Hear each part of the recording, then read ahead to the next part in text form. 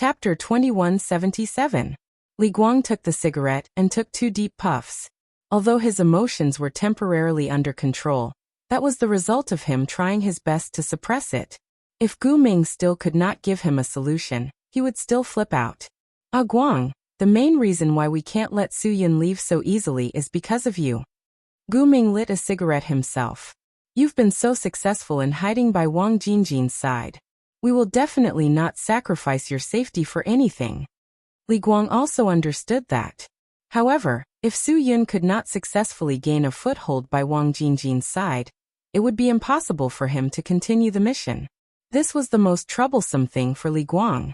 Because no matter how much Wang Jinjin trusted him, it was impossible for him to leave the Ebola virus weapon in his care. Because Li Guang did not have the ability to ensure that the Ebola virus weapon was foolproof. I know how you feel now. If it were me, I would also flip out, Gu Ming said. But we must do things with principles. Enough. Don't spout so much meaningless nonsense. I just want to ask you one thing. Is there a way to get Su Yun out? Li Guang said impatiently. Guang, you've been undercover for too long. You've become more like a boss of a society, Gu Ming said. What he said was true. The longer Li Guang stayed in the society, the stronger the aura of a society's boss became. When Li Guang first entered the Hongdong society undercover, he would not have spoken to Gu Ming with such an attitude. However, Li Guang's behavior now was completely the behavior of a society's boss. There was a reason why Wang Jinjin trusted Li Guang so much. It was because Li Guang completely had the aura of a society's boss. Many times, it even gave Gu Ming and the others the illusion that Li Guang had really become one of Wang Jinjin's men. Fortunately, Li Guang could still accurately send out the information needed for undercover work, which allowed Gu Ming and the others to offset that illusion. If Wang Jinjin's matter is still not resolved, I don't even know how many years I will have to stay by his side. Li Guang said. I also don't want to become like this. Look at me, where do I look like a normal person? I'm the boss of a club, and I'm willing to commit all sorts of crimes. I'm already used to it. If this goes on for a year, 2 years, 3 years, I can't guarantee that I won't turn into a bad person one day. Gu Ming took a deep puff of his cigarette and sighed. If such a day really came, he would feel very regretful. Moreover, he would also blame himself. If Li Guang really had such a day, it would all be their fault. They were the ones who forced a good man into that state. I'm really on the verge of breaking down. I'm not kidding. Li Guang said. I only hope that after this matter is completed, I will be able to rid myself of my current identity forever. I want my new life. I want you to catch Wang Jinjin. I don't want to continue. I understand, Gu Ming said. But what else could he do other than understand? The only thing he could do was to understand. There was nothing else he could do. Li Guang stepped on the cigarette butt and said, I understand, and I still understand. Every time, you would tell me that you understood. But what do you understand? Do you really understand me? Do you know what I'm thinking now? Gu Ming also extinguished the cigarette butt. He really had no choice. He was forced to do this. But who could understand him? I want to directly push you into the fish pond right now. We will go our separate ways in the future. I will King be the boss of Hongdong Group from head to toe, Li Guang said. Then I won't have to tear my heart in half every day to be a human. Guang, calm down. Gu Ming said. You have to know that this is your job. You have no choice. Work. My job is to sink into a situation where even I am confused. Li Guang said. If that's the case, I might as well not have this job. Gu Ming knew that Li Guang was too agitated. He was silent and didn't say anything. I beg you. If you can't do it, just arrest me. Can you change someone else to do it? I can't take it anymore. Li Guang roared. Gu Ming could not do anything about it. Guang, you know that you are the only one who can do this. There's no way to change someone else. Even if you can't take it, you have to take it. This is your duty. My duty. Li Guang kicked the wall fiercely. Guang, after your mission is over, I will definitely apply for a bonus for you. I will apply for your right to live in Hong Kong and Macau, and arrange a suitable house for you to recuperate. Gu Ming said. You just have to endure a little longer.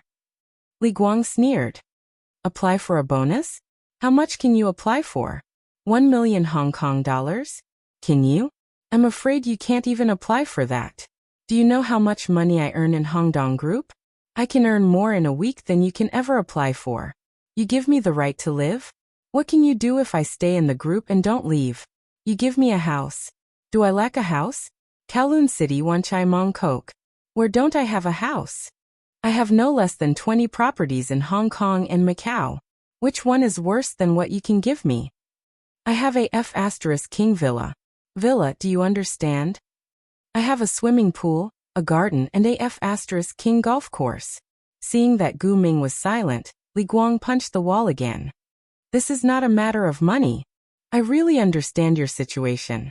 Your mental state is about to collapse. But this is something we can't change. Gu Ming said. You have already come to this step. Do you really want to fail at the last minute? Then F*King tell me how to save Su Yun, Li Guang said. If I can't save Su Yun, I can't see any hope. If I can't see any hope, I will collapse. Gu Ming, don't blame me for not reminding you. If I really betray you one day, it will be because you forced me. Gu Ming walked forward and patted Li Guang's shoulder. Li Guang waved his hand. Don't touch me. Guang, I came to see you today to discuss a plan with you. Gu Ming said. As long as you can persuade Wang Jingjin to find someone to admit that he killed De Kuren and get someone to take the blame for Su Yun, I can arrange for someone to deal with this matter as soon as possible and get Su Yun out as soon as possible. Li Guang smiled helplessly. Department head Gu, you really know how to joke. Do you think I didn't think about it? I told Wang Jingjin, but he won't do it. So I want to tell you now that you can force him. Gu Ming said. Force him to agree to it. Li Guang was stunned. How? Wang Jingjin's two most capable subordinates are you and De Kuren. De Kuren is dead now. Therefore, you are his only remaining right-hand man. Gu Ming said. So he won't let anything happen to you. Once something happens to you, Hongdong society's influence in Hong Kong and Macau will be greatly reduced. Li Guang admitted that it was true. So you can force Wang Jingjin. You can tell Wang Jingjin that if the society doesn't find a way to find someone to take the blame for Su Yun, then you will take the blame for Su Yun. Then go take the blame for Su Yun. Gu Ming said. Wang Jingjin will definitely not let you do such a thing. Li Guang was stunned. Although Gu Ming's idea was very bold, it was indeed a good idea that could be tried.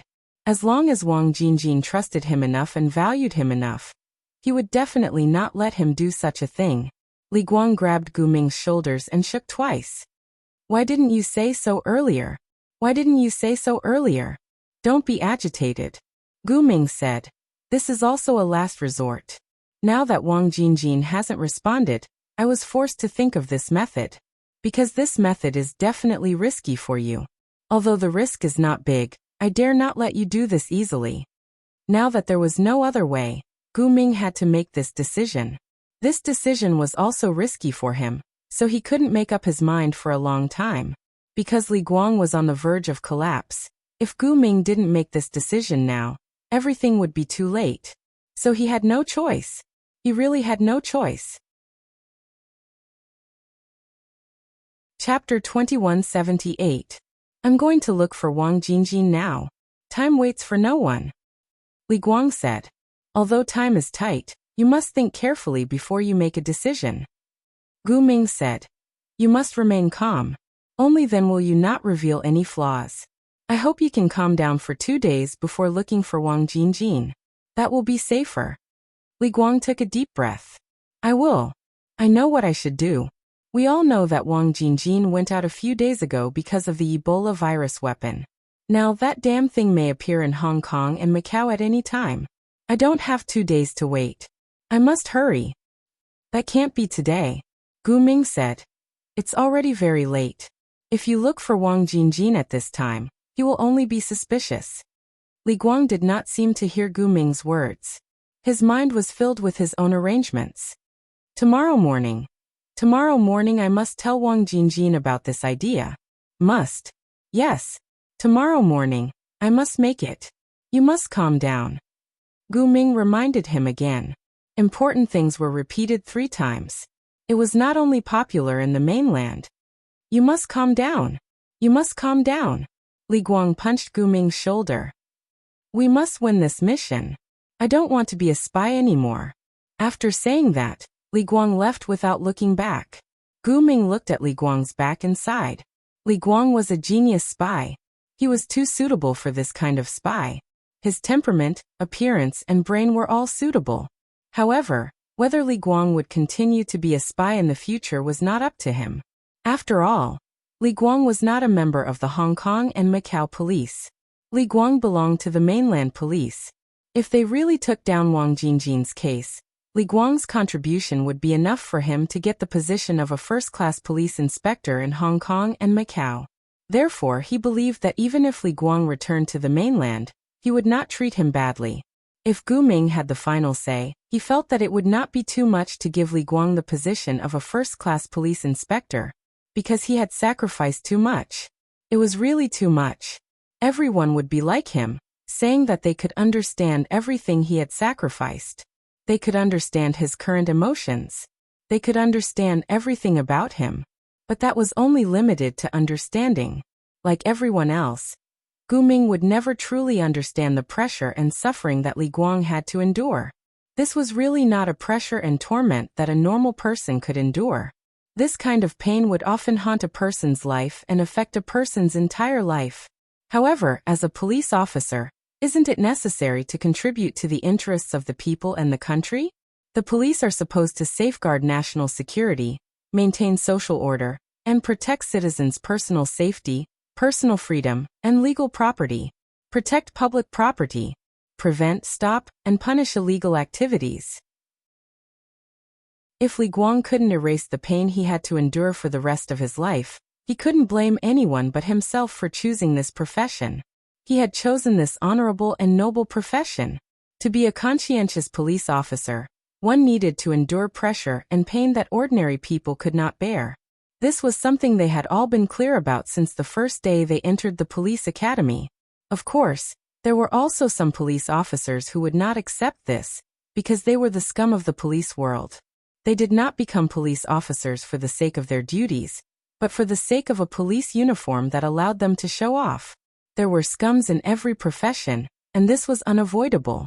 It was the same in every country, because where there were people, there would be differences, and there would be corruption. Gu Ming let out a long sigh. He really wanted to represent all of his compatriots in Hong Kong and Macau to thank the mainland police for their support. He wanted to thank a good police officer like Li Guang, and he wanted to thank Su Yun, a soldier who was willing to risk his life for the safety of the country and the people. After Hong Kong and Macau returned to their motherland, whether or not they could develop and grow healthily and smoothly would depend on these conscientious people. Gu Ming lit another cigarette. Accompanied by the sound of Li Guang's engine leaving, he slowly smoked this cigarette. He did not know why, but he suddenly thought of the day when he officially became a member of the Hong Kong and Macau police force. He swore to the 5-starred red flag and the purple and gold flag that he would give his all for the stability and harmony of Hong Kong and Macau. That's right, he still remembered it, so he could not forget his responsibility. That night, Su Yun sneezed many times in a row. He did not know who it was that kept talking about him. What was going on? It was so late at night. How could he not sleep? Li Guang did not delay too much. He thought about it for the whole night, and figured out how to make this request to Wang Jingjin. According to Li Guang's understanding of Wang Jingjin, he knew that Wang Jingjin would usually choose to wake up before 7 a.m. to do some exercise. At 8:30 a.m., he would go to the restaurant he would go to every day for breakfast. Therefore, after Li Guang woke up early in the morning, he drove to Wanchai district and waited for Wang Jingjin at the restaurant where he would go for breakfast every day. When the restaurant opened, Li Guang went in and directly went to the seat where Wang Jingjin would sit every day to wait for him. The manager of the restaurant knew Li Guang's identity, so he did not chase him away. When it was almost time, Li Guang ordered the snacks that Wang Jingjin liked to eat every day, and asked the waiter to serve them after Wang Jingjin arrived. Wang Jingjin did not expect to see Li Guang waiting for him when he came for breakfast today. He smiled and sat down, then motioned for Li Guang to sit and eat with him. At this time, the waiter immediately served all the food that Li Guang ordered. "Boss, these are all your favorite foods," said Li Guang. Wang Jingjin was quite satisfied with Li Guang. He knew that Li Guang was very attentive, but he still felt very gratified today. Guang, do you know that I'm very lucky to have a right-hand man like you in this life?" Wang Jingjin said. "If it weren't for you, the Hongdong society wouldn't be where it is today, nor would it have a future. Because of you, I believe that Hongdong society will be even more glorious tomorrow." "Boss, you flatter me," Li Guang said. "I can be where I am today because of boss's training. Everyone in Hongdong society can be where they are today because of boss's training. Because of you, we can be where we are. Even if it was someone else, as long as they have your training, they can do the same as me, or even better than me." "Ha ha, Guang, I like your modesty." Wang Jingjin laughed. Li Guang said, "If there comes a day when I can no longer work for boss and contribute to Hongdong society, I will. I also believe that there will be a better person who can replace me." When he said this, Li Guang's expression was very serious. Wang Jingjin was startled. He seemed to have heard the meaning behind Li Guang's words. "Guang, what do you mean?" Wang Jingjin looked at Li Guang with a smile. "Why do I feel that something is wrong?" Li Guang was silent and did not speak. He only sighed softly. "Guang, do you feel that Hongdong society's temple is too small for you?" Wang Jingjin still looked at Li Guang with a smile. "I don't dare," Li Guang said. "I will always treat Hongdong society as my only home. You are also my only boss." Wang Jingjin narrowed his eyes. "Then what do you mean by these words?" "Guang, I have known you for so many years. There is no need for us to beat around the bush. You know that I think highly of you, and I know that you are loyal to me. We can say anything directly between us." Li Guang looked up at Wang Jingjin.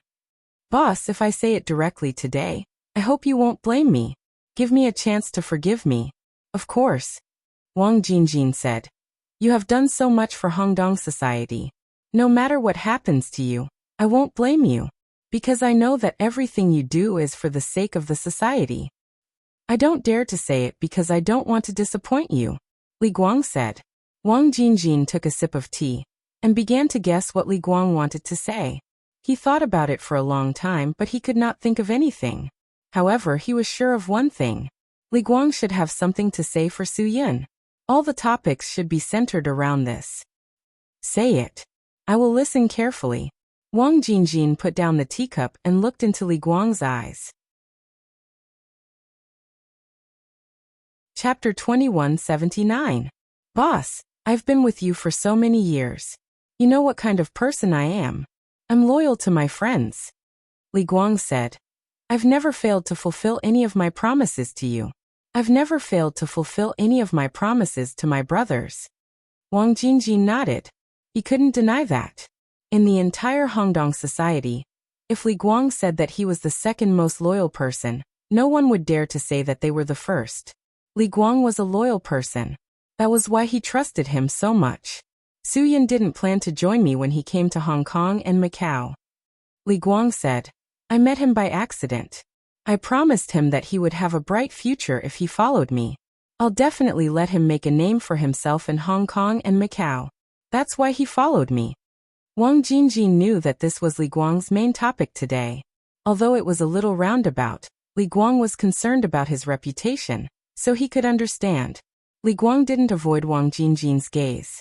Now that Su Yun is in trouble, as his big brother, if I don't help him at this time, then where's my loyalty? If I don't even care about this basic loyalty, what's the point of staying in this society? "I know you want to help me," Wang Jingjin nodded. "I can understand. Boss, I can't wait any longer. If I wait any longer, I'll be disappointed," Li Guang said. "I've decided. If the society really has trouble saving people, I'll solve it myself. I'll take the blame for Su Yun. I'll go to the police and admit that I killed De Kuan." After saying that, Li Guang fell silent. Wang Jingjin looked at Li Guang with some surprise. He couldn't believe that he could say such words. "I believe that even if the police know that I'm going to take the blame, they'll definitely take care of me," Li Guang said.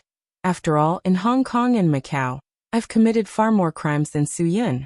If the police have a chance to sentence me, they'll definitely do it at all costs. They'll definitely accept this result without hesitation. You're using your own freedom to exchange for others' freedom? Is it worth it? Wang Jingjin still didn't believe Li Guang's words. Li Guang replied, I'm not here to make a deal, I just want to fulfill my promise. Since I've made a promise, I must fulfill it. Therefore, I must solve this problem. I must save Su Yun. This is the only way I can think of. Wang Jingjin took a deep breath. Guang, you're forcing me, do you know that? Boss, that's not what I meant. I came here today to tell you that I really didn't mean that. Li Guang said, I'm just following my heart and doing what I think is right. That's all. If I wanted to threaten you, I wouldn't have come to see you. Guang, I don't know what to do with this move of yours. Wang Jingjin said, You know, I will never let you spend the rest of your life in prison. Boss, just like how you treat me, I will never let my brother spend the rest of his life in prison. Li Guang said, I'll do what I promised you, so I'll also do what I promised my brother. I don't want to be a treacherous person. Even if the price is too much for me to bear, I will never back down. Wang Jingjin really didn't expect Li Guang to play so big, but he still felt that Li Guang wouldn't really do it. He was just trying to force him. Forget it, forget it. Wang Jingjin waved his hand. Guang, I know you have your own ideas now. It's meaningless for me to persuade you, but I still hope that you can think about it calmly when you go back. Think clearly before you make some decisions. Li Guang said stubbornly, I've been thinking about it for many days. Since I'm here to tell you this, I have no other way out. Wang Jingjin still insisted. I still hope that you can think about it more. Maybe after thinking about some things, you won't be so impulsive anymore. Wang Jingjin didn't arrange for someone to replace Su Yun in prison because of Li Guang's forced abdication. He wasn't sure if Li Guang would really do it. Li Guang also knew that Wang Jingjin was a person who wouldn't release the falcon until he saw the hair, and wouldn't shed tears until he saw the coffin, so he still made his decision. After leaving the breakfast restaurant, Li Guang didn't hesitate to go to the police station to surrender. Wang Jingjin arranged for his men to follow Li Guang. When Li Guang entered the police station, Wang Jingjin immediately received a reply from his men, telling him that Li Guang really dared to do it. This time Wang Jingjin couldn't sit still. He slapped the table fiercely. This is simply nonsense. How can it be like this? Doesn't Li Guang know his own identity? In this case, if Li Guang was also arrested, Hongdong society would be greatly affected. This was what Wang Jingjin absolutely didn't want to see. But he couldn't blame Li Guang for this. After all, Li Guang came to him and asked for his instructions. He didn't believe that Li Guang really dared to do it. Now that things happened so suddenly, he didn't have time to react at all. Li Guang.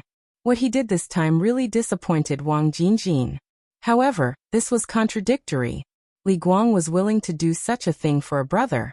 This made Wang Jingjin even more reluctant to let go of a talent like him. Damn the Hong Kong and Macau police. This time they really got lucky. Li Guang turned himself in and admitted that he killed De Kuan. This matter quickly exploded in the Hong Kong and Macau police. This news was simply a supernuclear bomb. Gu Ming, who heard the news, was shocked. Didn't they say that they would use this method to force Wang Jingjin? Why did Li Guang really do it? This time it was all a mess. Because of Li Guang's decision, Gu Ming's side was in a mess, and Wang Jingjin's side was even more chaotic. However, Su Yun, who was in prison, didn't know what was happening outside. During the time he was in prison, he had a lot of fun. There were new and interesting things every day. It was just that the 2 days in the confinement room were more difficult. Su Yun led those pitiful wretches in the prison to eat and drink well. Old Wolf was finally sent back to prison. Although he looked like the old wolf from before, there was nothing special except for some bandages on his face. However, Old Wolf's behavior had changed greatly. Old Wolf had indeed become a fool. Although he wasn't that stupid, his IQ was far lower than a normal person's. As a result, Old Wolf's forces were completely wiped out by Su Yun. Now during lunch, Old Wolf and his people began to taste the taste of having no meat. Su Yin would arrange for the poor people who were bullied in the past to do what they were often bullied before. These pitiful creatures didn't hesitate to snatch the meat from the old wolf and the people in front of it. Because Su Yin was there, no one dared to resist. These pitiful creatures finally turned the tables and became the masters. However, no one expected that good times didn't last long. Just as Chengdong and White Ghost were giving way, the prison guard sent a message to Su Yin to pack up and leave. Because there was a new development in his case, someone admitted that he killed the people, so Su Yin's crime could be cleared. This time, Su Yin was delighted. He knew that Hongdong would not leave him in the lurch. As for those pitiful foxes who were standing beside Su Yin, they were dumbfounded. Their good days were too short, right? In this situation, what should they do? Once Su Yin left, those people who had been bullied by them these past few days would definitely retaliate even more fiercely. It's over, it's all over. In the prison, there were people who were happy and people who were sad. Su Yin was happy that he could finally leave. Tian was a little regretful, and those poor people were miserable. As for Chengdong and White Ghost, they knew that their spring had returned. Without Su Yin as a threat, the prison was still their world. They didn't have to be so timid and careful when doing things. Everything changed because of Li Guang's decision. Li Guang's sudden decision had his reasons.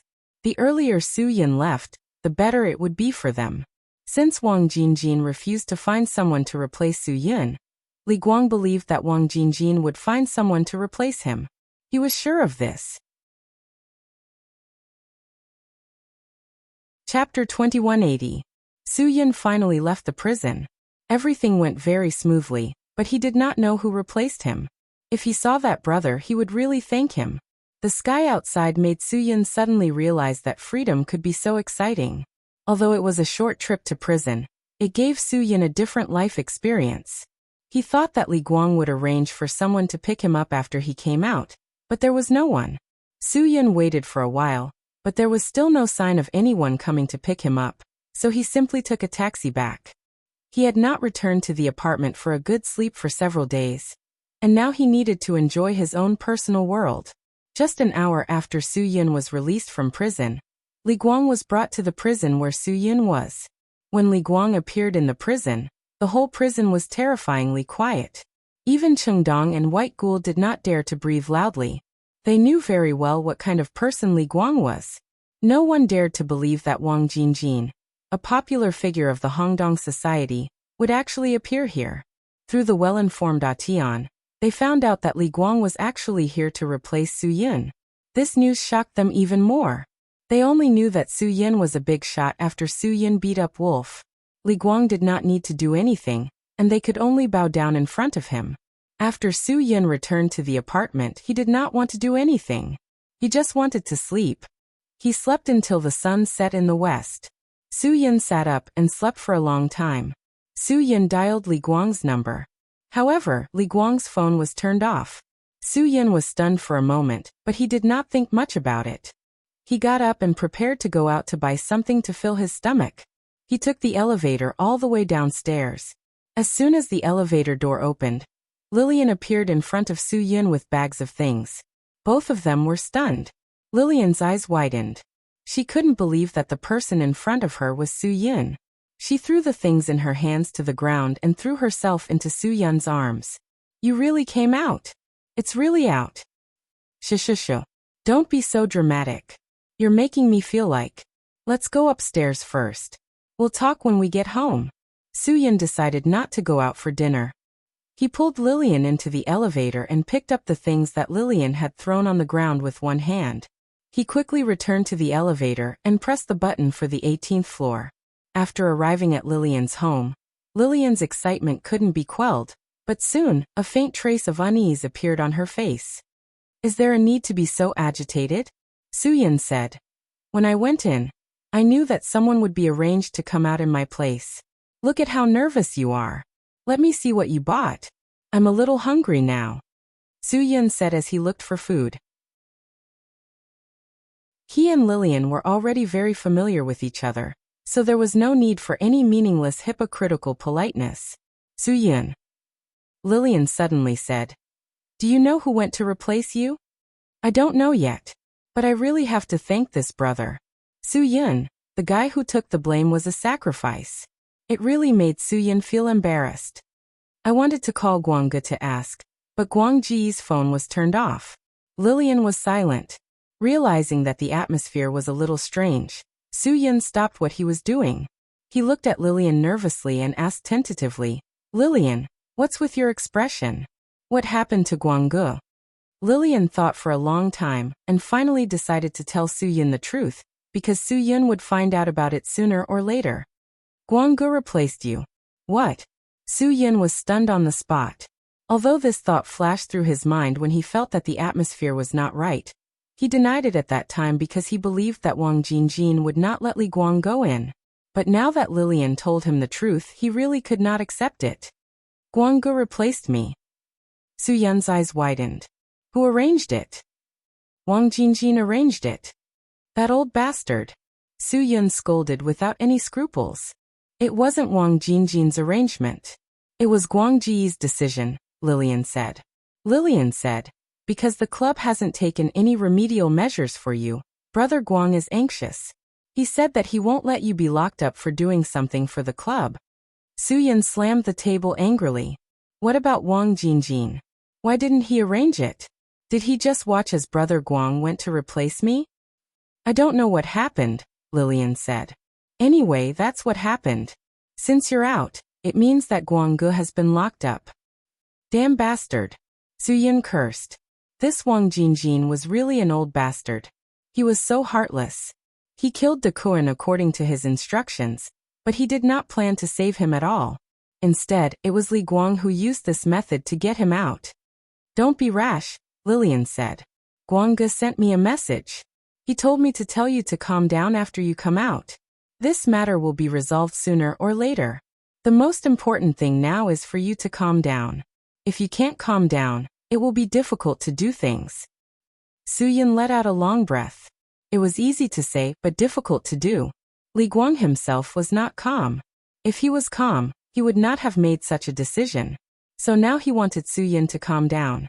How could Su-Yun calm down? It was impossible. Now that things had developed to this point, there was no way to calm down. It was all because of that bastard Wang Jingjin. Su-Yun wanted to find Wang Jingjin and reason with him. If he wanted to solve this matter as soon as possible, Wang Jingjin was the only way. Lillian saw that Su-Yun had put down his things and was about to leave. She quickly went forward and blocked the door. "Guangge also told me that you can't be impulsive after you come out. You have to think about the big picture, so he didn't let you go find Wang Jingjin." "I didn't say I was going to find Wang Jingjin." Su-Yun was not a person who was good at lying. His expression was that he was going to find Wang Jingjin to settle the score.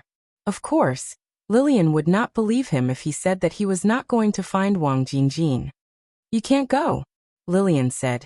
"Even if you go, you won't be able to solve any problems." Su-Yun was a little impatient, because if he did not go, it would be even more impossible to solve the problem. "Lillian, get out of the way." "No," Lillian said. "You don't even know where Wang Jingjin is right now. Where are you going to find him? I beg you not to be so impulsive, okay? I will be very worried." "I won't do anything impulsive. I just want to find Wang Jingjin and ask him clearly what he means." Su-Yun said. Everything was arranged by him, but in the end, he didn't even put an end to it. How can he still let people work in the Hongdong society? "If you don't let me go, I will leave." Lillian could see that Su-Yun was still a little impulsive, so she blocked the door and didn't let Su-Yun go out no matter what. "With your position in the Hongdong society, you will not have a good ending if you say these things to Wang Jingjin. I have my own way of doing things." Su-Yun. "Lillian, I know you have good intentions, but I hope you won't continue to stop me. Otherwise, it won't be good if I hurt you. You just came out. Even if you hurt me, I won't let you go out." Lillian didn't say anything and hugged Su-Yun by the waist. "If you must go out, take me out like this." Su-Yun sighed helplessly and suddenly hit the back of Lillian's neck with his hand. Lillian only felt her vision turn black, and then she lost consciousness. Even so, Lillian still relied on her strong willpower to say one last sentence before she lost consciousness. Don't go. Su-Yun carried Lillian back to the bedroom and put her on the bed. I'm sorry, Lillian. Women don't understand the things between men. You just have a good rest. Don't worry, nothing will happen. After that, Su-Yun walked out of Lillian's house without looking back. Even the hunger just now was swept away. Now his mind was full of images of Wang Jingjin. After arriving at the underground garage and getting in the car, Su-Yun had a headache. Just like Lillian said before, he didn't even know where to find Wang Jingjin. Thinking of this, Su-Yun quickly rushed to the Huangdao Immortal District. Although he didn't know where Wang Jingjin was, he knew where Fatty Tian was. Fatty Tian had followed Wang Jingjin for so many years, so he definitely knew something. As for why Su-Yun didn't call, it was because he knew that it wouldn't be clear on the phone. Even if Fatty Tian knew, he wouldn't tell him, so he had to find Fatty Tian and not give Fatty Tian a chance to find an excuse. Chapter 2181. Ever since the incident with Fatty Tian's family, Fatty Tian had been in a bad mood. It wasn't until De Kuan's death that he regained his spirit. Since the club had avenged him, he worked even harder. Because he worked seriously, Fatty Tian spent a lot of energy every day, so he didn't have any nightlife at night. Basically, he would return home to rest around 8 or 9 o'clock. Therefore, Su-Yun went straight to Fatty Tian's villa in the Huangdaxian district. He had heard Li Guang mention this place once. It was said that Huangdaxian district was a rich area. Fatty Tian had a villa, and the entire villa area was planned to have only 8 families. Fatty Tian lived in the central family, so it was very easy to find him. Su-Yun quickly arrived at the location of Fatty Tian's house. The guard stopped Su-Yun's car and asked Su-Yun to register as a guest. Then he contacted Fatty Tian through the guard. When Fatty Tian heard that Su-Yun had come, he immediately asked the guard to let him in. Fatty Tian knew about Li Guang, so he knew very well that Su-Yun came to him to ask about Li Guang. Su-Yun was a benefactor in Fatty Tian's eyes. Of course, he had to treat his benefactor well. When Su-Yun arrived at Fatty Tian's house, Fatty Tian had already come out to receive him. After his wife and child's accident, he was the only one at home. It seemed very lonely. After Su-Yun got out of the car, he rushed directly to Fatty Tian. Before Fatty Tian could speak, Su-Yun made a shocking move. He grabbed Fatty Tian's collar and pressed him against the car. He glared at him and said, "Fatty Tian, why didn't you stop Brother Guang?" Fatty Tian's identity was the big brother, and Su-Yun's identity was only Li Guang's underling. According to the hierarchy rules of the Hongdong society, Su-Yun's action was against the rules. However, Fatty Tian didn't say anything. He could understand Su-Yun's current mood. "Su-Yun, come back to my room with me first. I'll tell you about it slowly," Fatty Tian said. His performance was still very calm. "No need. I'll make it clear here. If you don't give me a clear explanation, don't blame me for falling out with you. Su-Yun, you should know very well what kind of person I am. I'm capable of doing anything." Fatty Tian was a little anxious. "Of course I know what kind of person you are. But you also know what kind of person I am. Brother Guang and I have such a good relationship. If I knew that Brother Guang was going to do that kind of thing, do you think I wouldn't stop him?" Hearing this, Su-Yun released Fatty Tian. Fatty Tian sighed heavily and helplessly. "Brother Guang only told boss when he made this decision. I didn't know about it at all. It was only when Brother Guang turned himself in to replace you that I heard about this. By the time I knew it, it was too late. I want to do something, but I'm powerless." Brother Guang told Wang Jingjin when he made this decision? Su-Yun had already called Wang Jingjin by his name, which made Fatty Tian a little worried. He was afraid that Su-Yun would do something irrational. Yes, he did mention it. Fatty Tian said, but no one dared to believe that he really did it. When Brother Guang mentioned this matter to Wang Jingjin didn't do anything. Su-Yun, didn't he try to stop it? Fatty Tian explained for Wang Jingjin. I believe that even if Brother Guang said so, boss wouldn't believe it. This matter came too suddenly. None of us thought of it. Although we all know that Brother Guang is loyal, Brother Guang, he sigh. Fatty Tian, okay. I believe that you don't know about this matter. I also believe that you won't watch Brother Guang do this. Su Yin, I can forgive you, but you have to tell me where Wang Jingjin lives and where he might be now. Fatty Tian took a deep breath. Su Yin, I beg you, can you calm down a little? Impulsiveness won't solve any problems. I'm not impulsive. I just want to ask what Wang Jingjin is thinking. What exactly does he want? Su Yin, I'm working for the club. I helped him get rid of De Kuan. He didn't care when I was locked up. In the end, he actually forced Brother Guang to stand up for me. What kind of boss is he? When Fatty Tian heard Su Yin's shout, he was extremely flustered. I beg you, can you be a little quieter? Do you not want to live anymore? I'm not someone who hasn't died before. Su Yin, I don't care who it is. I want him to give me an explanation. You don't need to bear any responsibility for this matter. I just want you to tell me where Wang Jingjin is now. You still want to interrogate boss? Are you crazy? Fatty Tian said angrily.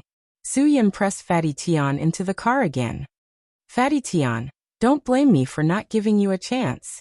I'll ask you one last time. Where is Wang Jingjin? Fatty Tian stared at Su Yin, panting. He didn't know what Su Yin wanted to do. Since I dared to kill De Kuan, I dare to kill anyone. Su Yin. Fatty Tian, you're Brother Guang's friend, so you'd better not force me to do anything to you. If I'm anxious, I can do anything. I'm King doing this for your own good. For your own good. Fatty Tian was so anxious that he cursed. What do you think you can do by yourself? You still want to find boss? You're just going to die. I, Fatty Tian, am indebted to you, so I definitely won't watch you throw your life away without doing anything. Calm down. Su Yin, your family owes me a debt of gratitude? Then it's time for you to repay the debt of gratitude. Fatty Tian, I hope I won't become your family's enemy. If you don't tell me, I'll really kill you.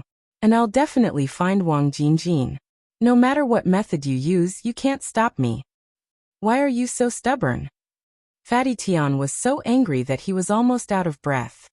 Do you have to go to die? Are you crazy? Su Yin, let go of me. I'm not joking with you.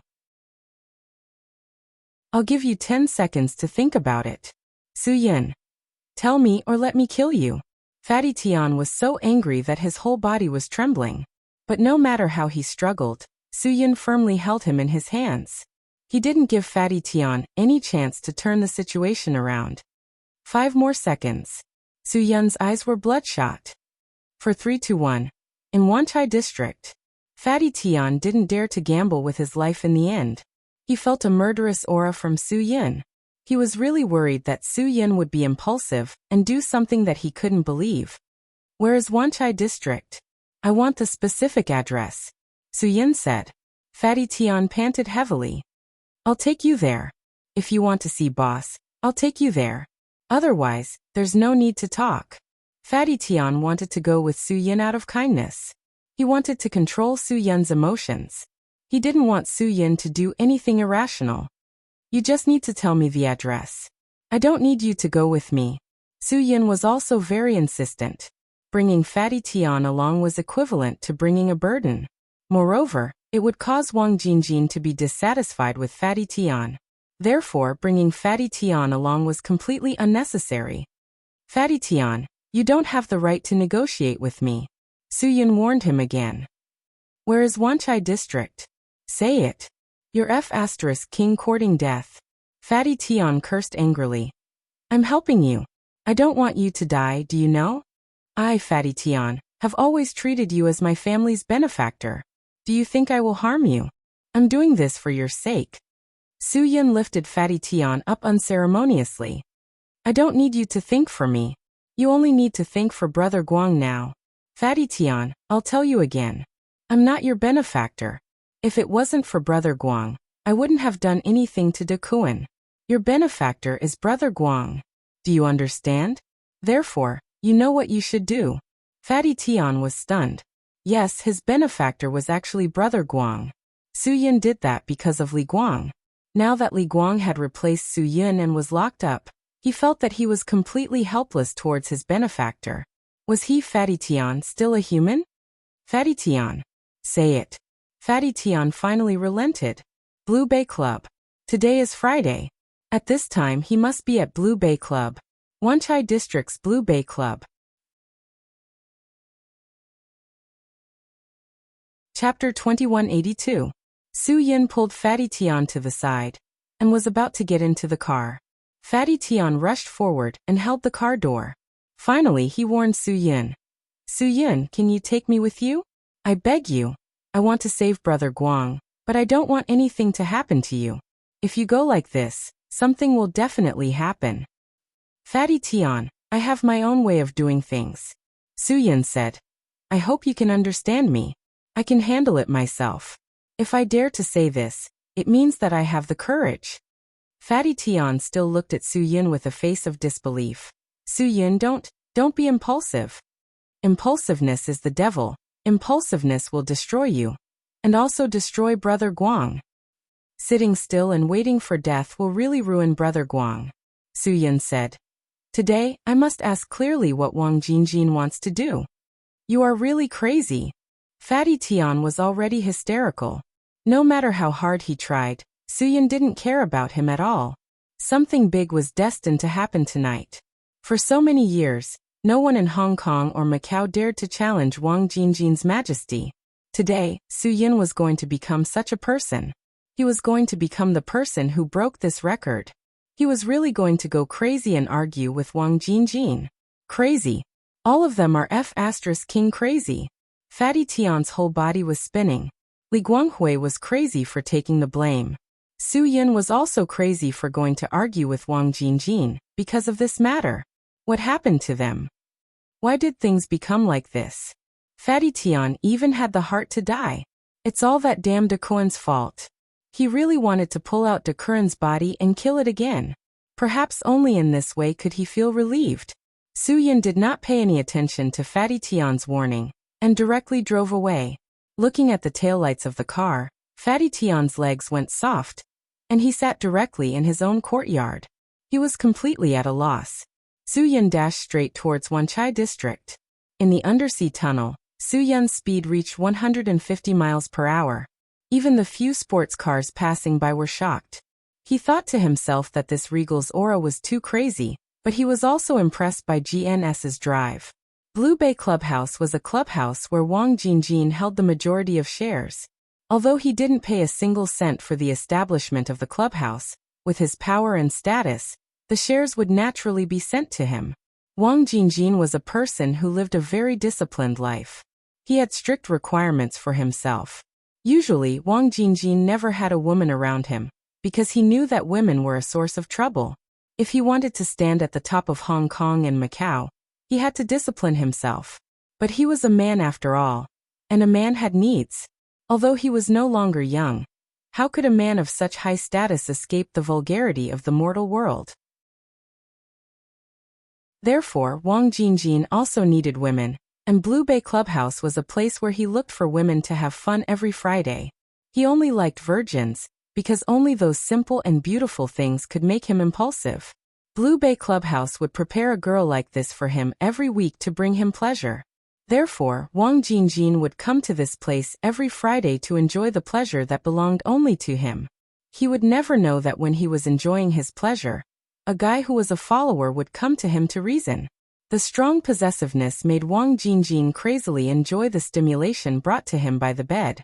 That kind of possessiveness made him crazy and made him forget himself. At this time, Su Yin had already arrived at Blue Bay Clubhouse. It was impossible to enter such a high-end place without a member's reservation or invitation, so Su Yin was naturally stopped when he came to the door. "Sir, your reservation is? I'm looking for someone." Su Yin rushed inside without any hesitation. The people at the door naturally couldn't stop him, and it immediately alarmed Wang Jingjin's people. When Wang Jingjin's people saw that the person who rushed into the clubhouse was Su Yin, they quickly signaled the security at the door to go to the side first.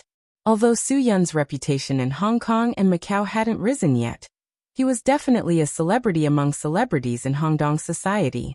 "Brother Yin, why are you here? Did the boss invite you?" A follower who had been hanging around Wang Jingjin asked. Su Yin shook his head. "No, the boss didn't invite me. I know he is here, and I have important things to ask him." Brother Yin, you want to talk to the boss about Brother Guang, right? The man said. You should wait for a while first. I'm afraid it's not convenient for the boss now. Then I have to break in. Su Yin. If you don't tell me the room, I will look for it room by room. Brother Yin, you are breaking the rules. The man was a little unhappy. He was polite to Su Yin, but Su Yin didn't know how to appreciate kindness. That was ignorant of the immensity of heaven and earth. Although Su Yun's killing of De Kuan had raised his status in the entire society, he was still just a follower after all. He wasn't officially promoted to a big brother. Everyone had the same status. Even if you want to beat a dog, you have to look at the owner. The follower who hung around Wang Jingjin was naturally unhappy with Su Yun's disdain for him.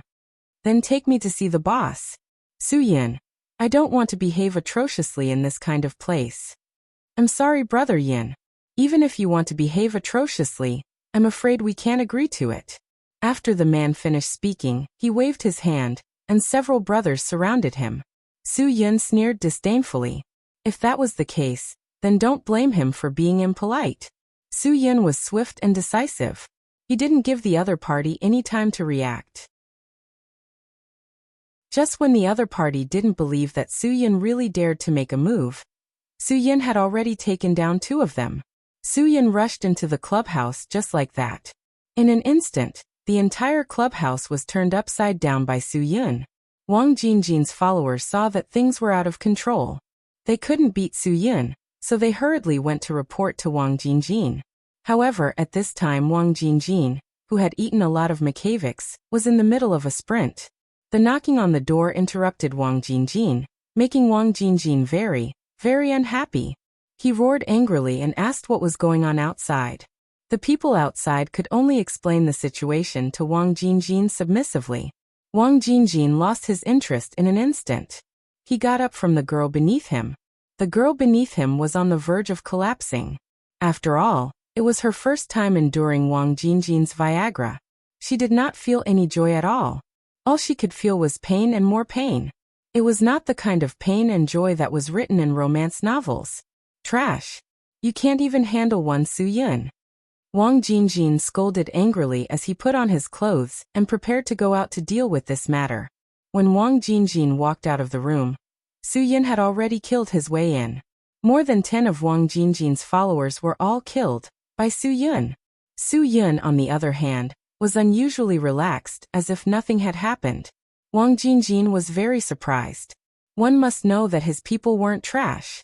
Those who could follow him all had some skills and could fight very well. But in front of Su Yin, they seemed to have become elementary school students. They weren't on the same level as Su Yin at all. Su Yin walked to Wang Jingjin's side.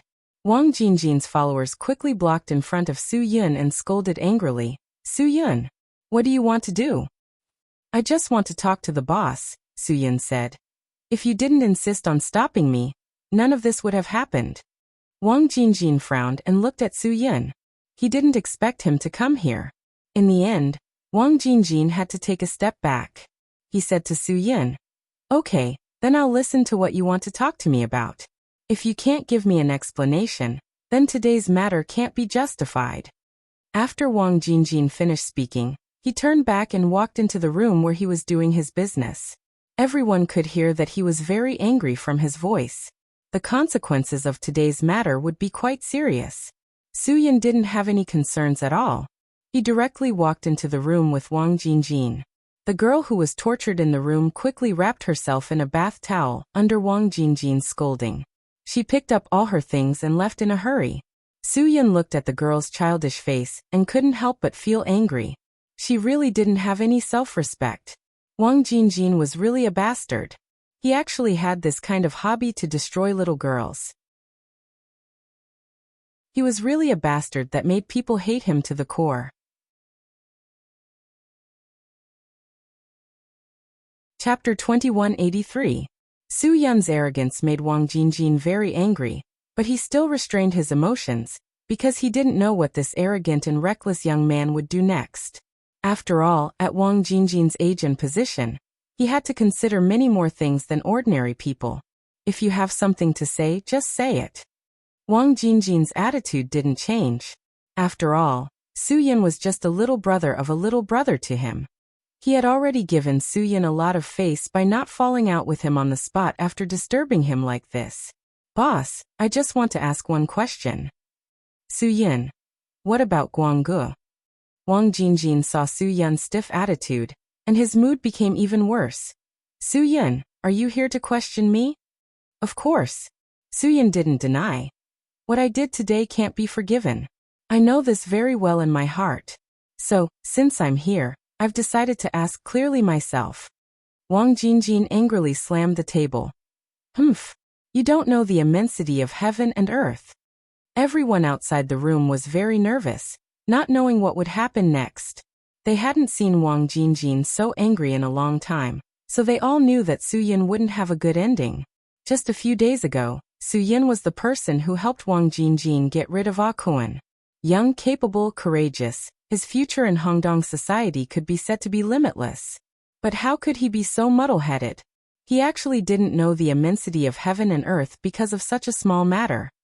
In the underworld, you have to pay attention to the word, loyalty. Su-yin wasn't afraid of Wang Jingjin's anger. Guanggu took the blame for me. This is his loyalty to me. If I don't care about this matter, then I'm being unrighteous. How can an unrighteous person still have the face to stay in the underworld? You don't have the right to preach to me, Wang Jingjin said. Li Guang did that kind of thing because he didn't care about what I said. Otherwise, today's matter wouldn't have happened. Su-yin didn't back down. Instead, he moved forward. Then I want to ask boss, if Brother Guang won't stand up for me, what do you plan to do? I'm doing this for the sake of the club, and everyone can see that. But after what I did, the club didn't think of a way to help me. If the society had taken action, Brother Guang wouldn't have done such a thing. Wang Jingjin's eyes widened. So you're saying that I'm not loyal? Are you saying that I don't have the foundation to establish myself in Jianghu? I didn't say that. You're the one who understood it. Su-yin had no intention of denying it. I've never let the club down. Why would the club give up on me? Who said the club is giving up on you? I just want you to gain some experience in there. Wang Jingjin said. When the heaven assigns a great responsibility to a great man, it must first torment his will, and toil his muscles and bones. I want to put you in an important position. That's why I'm training you. Do you understand? Su-yin. Then you must train me in prison? Then why can't you make it clear to Brother Guang? If you did, Brother Guang wouldn't have to do such a thing, right? How would I know that he would be so impulsive? How would I know that all of you would be so impulsive? Wang Jingjin roared. Who are you to come here and reason with me? Do you know what rules you've broken? Su-yin straightened his back. I'll accept the punishment for the rules I've broken, but I can't just watch my big brother take the punishment for me. Then you're here to make trouble, Wang Jingjin said. You're here to make trouble without figuring out the situation. Did I ask Ah Guang to take the blame for you? Did I? I know you won't do that, Su-yin. Brother Guang is your right-hand man. You don't want him to go in. It's good that you know, Wang Jingjin said. I'm angrier than you right now. Someone I value so much did such an irrational thing. I'm angrier than you. Su-yin took a deep breath. Boss, then you have to save him. Of course I will. Wang Jingjin said. It's not up to you to tell me that. It's not up to you to tell me what to do. I naturally have my ways. But he did such an impulsive thing. I have to punish him. Do you understand? I have to let him know that he has to take responsibility for his actions. Su-yin could tell that Wang Jingjin wouldn't be willing to let Li Guang go. He also understood Li Guang's ultimate goal. That was because Wang Jingjin had the possibility of giving up on Su-yin, but there was absolutely no reason for him to give up on Li Guang. Bastard! There's no one who doesn't make me worry. Wang Jingjin was very angry, and the consequences were very serious. Su-yin, for what you've done today, even if I kill you with 3 knives and 6 holes, you have nothing to say. I have nothing to say. Su-yin admitted. Boss, as long as you get Brother Guang out, no matter how you punish me, I will accept it. This kid. Wang Jingjin's anger was suddenly dispelled by Su-yin's words. In today's society, There were too few people who were so loyal to each other. Although most people would talk about loyalty, it was only limited to doing things together and fighting together. If one person had to bear the consequences of another's mistake, many people's loyalty would vanish. That was because everyone's first consideration would always be their own interests. Loyalty would only exist if one's own interests were placed first and not affected. Otherwise, there would be no loyalty at all. And now, everything that Su Yun did for the sake of Li Guang's loyalty to him was only because of the word loyalty. He didn't consider the question of benefits at all, nor did he consider the consequences for himself. This kind of person was very rare. Wang Jingjin was somewhat astonished. For so many years, the only person who would do things for the sake of loyalty was Li Guang. Now that Su Yun had suddenly appeared, he felt an inexplicable happiness in his heart. If I get Li Guang out, are you willing to accept the punishment of 3 knives and 6 holes? Although Wang Jingjin admired him in his heart, his mouth was still angry. Su Yun did not say anything and took off his clothes. I accept. As long as you guarantee that Brother Guang will be released, punish me right now. In front of so many brothers, 3 knives and 6 holes. If I snort, I'm not a man. But so many brothers have heard it. Boss, you have to immediately think of a way to save Brother Guang. Su Yun's actions had completely conquered Wang Jingjin. This guy was not just saying it, but when he said it, he was already prepared to accept everything. Good. What an unyielding man. What a loyal and hot-blooded man. Good. Wang Jingjin shouted. Based on your performance today, I promise you that I will think of a way to save Li Guang tomorrow.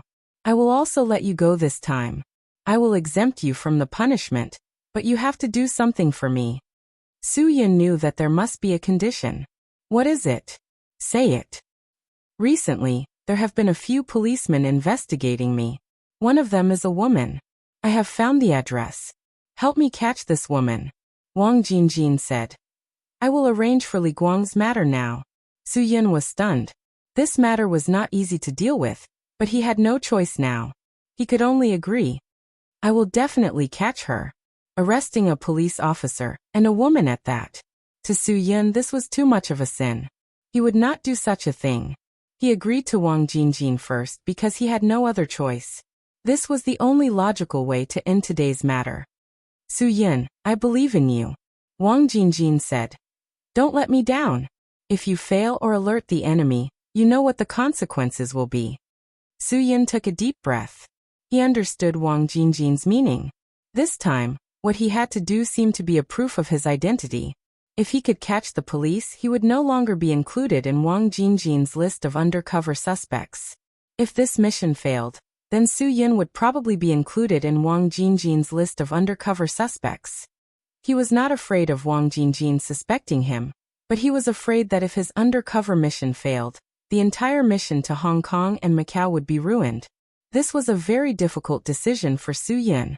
He was tangled, struggling, and in pain. But he had no choice.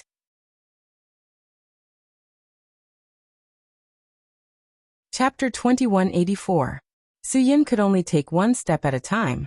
Wang Jingjin forced him, and he had no other way. Wang Jingjin quickly wrote the address to Su Yun. Su Yun reached out and took it. What do you want me to do? Su Yun took the note with the address written on it and said, If you want me to kill someone, I'm afraid I can't agree to it. I've already helped you once, but I didn't get anything in return. Instead, I was almost abandoned. Although I, Su Yun, am loyal, I'm not a fool. Wang Jingjin smiled and said, You said it so straightforwardly. Aren't you afraid that I will be angry? Su Yun, I never thought of giving up on you. You will understand me sooner or later. At least I haven't understood yet. Su Yun remembered the address on the note in his heart, and then tore the note little by little. You can rest assured that I won't let you kill anyone this time. Wang Jingjin said. You just need to bring this woman to me. You don't need to do anything else. I will deal with it personally. Because this woman has been investigating me. She has investigated a lot of things about me. I have to teach her a lesson. Su Yun took a deep breath. Although he really didn't want to do it, he still nodded and agreed to Wang Jingjin's request. Okay, I will find a way to bring her to you. When? Wang Jingjin asked suddenly. Su Yin was stunned. Is it urgent? If it's urgent, I will deal with it tomorrow. No, not tomorrow. Wang Jingjin said. It's now. Immediately. Catch the woman who lives here. Don't alert the enemy. Don't let anyone know that you did it. Do it quietly and be careful. Don't worry, boss. Su Yin nodded, but this was too sudden. He was in such a hurry to do this. What was Wang Jingjin's intention? Su Yin couldn't understand it after thinking about it. He couldn't figure it out. Wang Jingjin waved his hand. I won't see you out. I can only wish you a safe journey. Su Yin got up and said goodbye to Wang Jingjin. He then drove out of Wanchai district through the undersea tunnel and rushed to Kowloon City. According to the address, the woman lived in a decent single apartment building. Although Su Yin was a little nervous, he still found the address according to the house number. He pressed the doorbell gently. Su Yin was very nervous because he didn't know whether the other party was really from the police or someone arranged by Wang Jingjin. Soon, the sound of a woman's footsteps could be heard. The person in the room asked who it was, and the door was opened. Su Yin, who was standing outside the door, was stunned. He was about to cover his mouth, but now it seemed that there was no need for that. Yang Qi's jaw almost dropped to the ground. How did you find my place?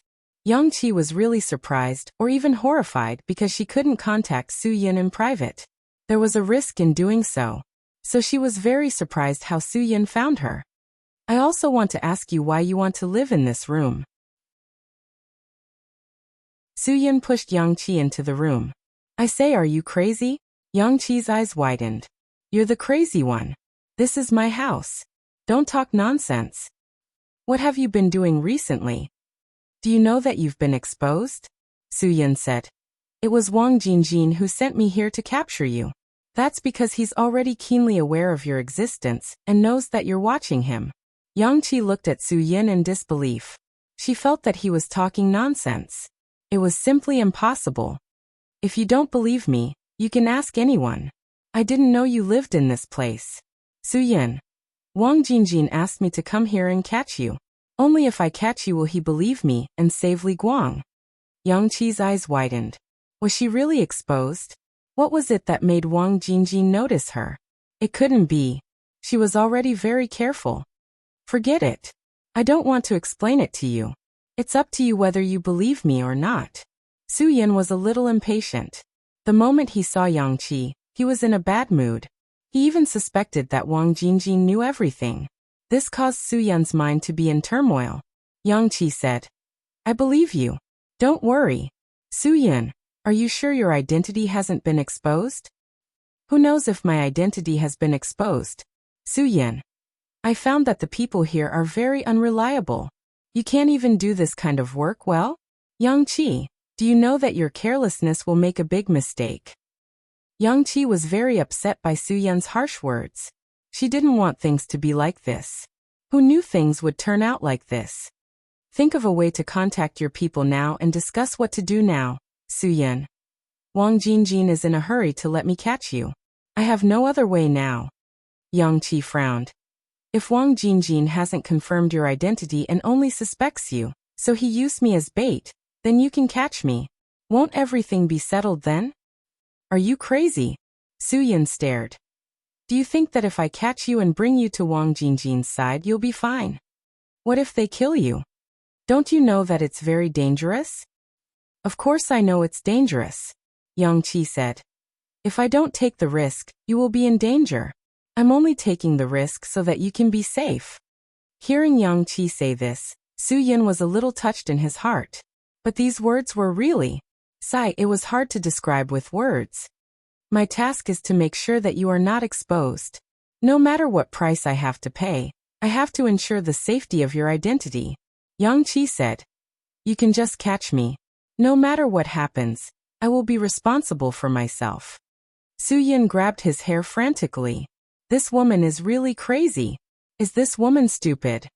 Wang Jingjin already said that there was something wrong with her. And he even noticed that she was investigating him. Now that she was caught, she had no other choice but to die. She was so resolute, without any hesitation. I think you should ask your superior, Su Yin said. There's nothing to ask. The matter is already very clear in front of me. If I don't make a sacrifice, then the one who will be sacrificed will be you. No matter who I tell this matter to, they will know that this is the only way. Yang Qi said. I am prepared. I know what I will face, so please respect my profession and don't underestimate me. Su Yin was stunned. This Yang Qi really made him look at her in a new light. But was he really going to do this? And Wang Jingjin arranged for you to come here personally. Obviously, he has some doubts about you. Yang Qi also analyzed. This is the best chance for you to clear your name. This is an opportunity for you, for the entire mission. An opportunity that cannot be missed. I'd rather not have this opportunity if I have to sacrifice a girl. Su Yin. I can't do such a thing. Yang Qi said. I'm already prepared. What can't you do? Don't forget your duty. Besides, I don't necessarily have to be in big trouble. Maybe things aren't as bad as you think. Su Yin was in a dilemma. I can't do that. If you can't do it, then it will be really troublesome. Yang Qi said. Then your identity will be exposed. If your identity is exposed, Li Guang's identity will also be exposed. The entire plan will be completely ruined. In other words, you have to choose to give up on this mission. If you can't capture me, I will arrange for someone to send you back to the continent. You don't have to participate in the rest. How could that be? Li Guang was still inside. If Su Yin left now, what would happen? What if Li Guang was harmed? Wouldn't that be a sin? No. I can't leave. Su Yin immediately rejected the idea. Before the matter was resolved, he absolutely would not easily leave his post. Then do what you should do. Do what you think will help you the most, Yang Qi said. Yang Qi replied, for the sake of victory, any sacrifice is worth it. Trust me, I can bear it all. Su Yin closed his eyes and gritted his teeth. Now that things had come to this, he could only let Yang Qi suffer.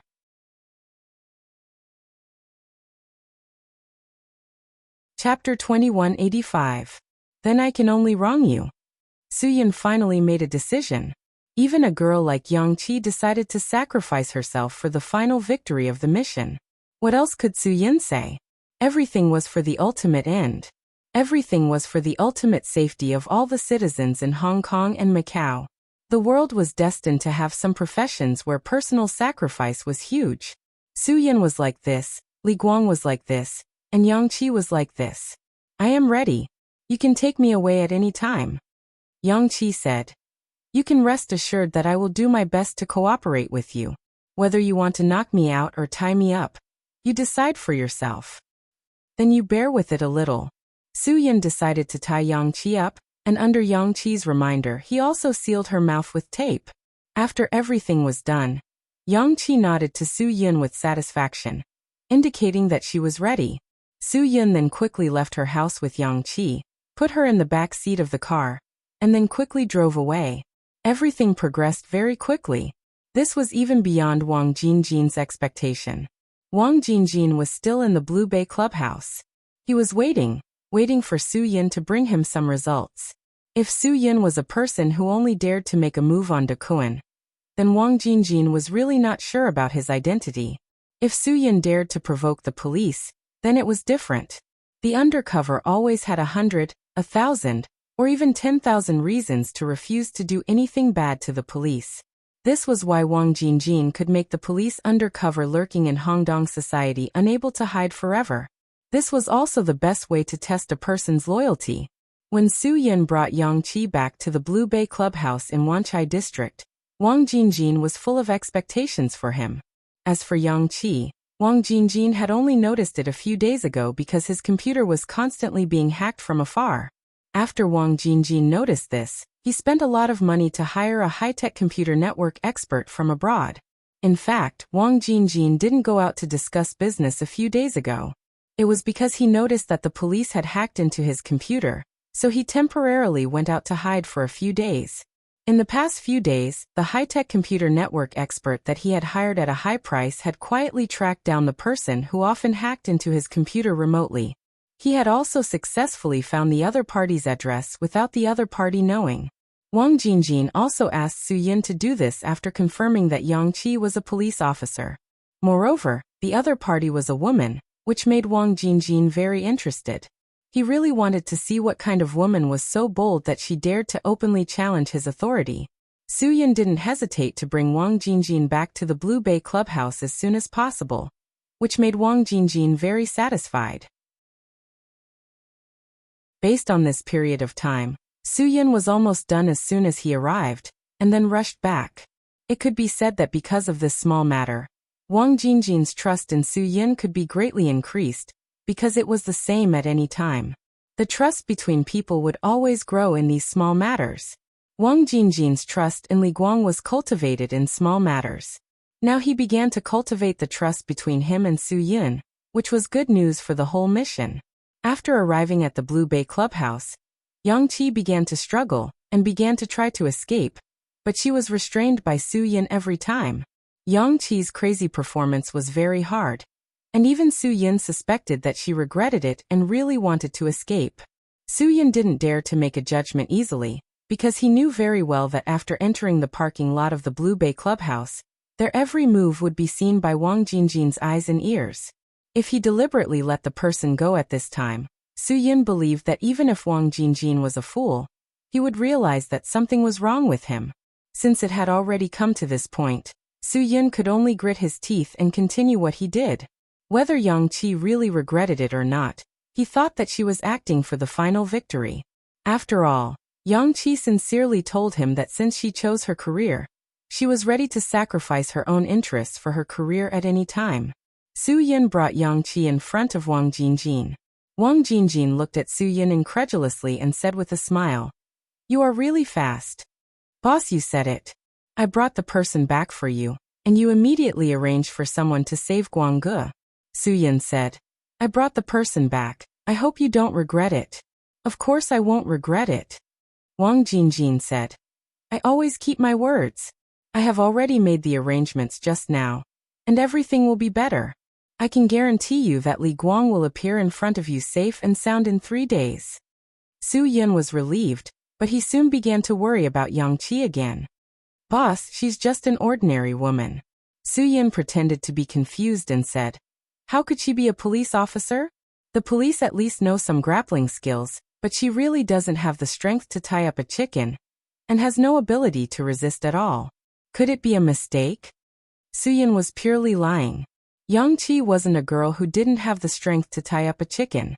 Although what she did in the police station was cutting-edge technology, her physical fitness was very good, and her grappling skills were very mature. In a way, Yang Qi was a very skilled police technician, which was why she was chosen to join the Special Operations Department's Special Operations team. Whether it's a mistake or not, I just need to ask and I will know. Because Wang Jingjin already had all of Yang Qi's information, it could be said that he had a card up his sleeve. "Officer Yang, I didn't call the wrong person, right? Ha ha. It seems like you are really good at disguising yourself, making my capable subordinate suspect that he caught the wrong person." Yang Qi glared fiercely at Wang Jingjin. Because her mouth was still taped, she couldn't speak at all. Otherwise, she would have already spat at Wang Jingjin.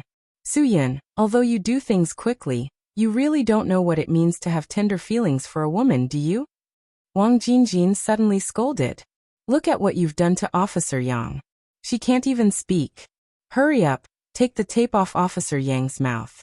Let Officer Yang talk about her feelings right now, ha ha ha." Su Yin apologized in his heart, then stepped forward and tore off the tape on Yang Qi's mouth. Yang Qi was really hurt by this. "What the hell are you doing?"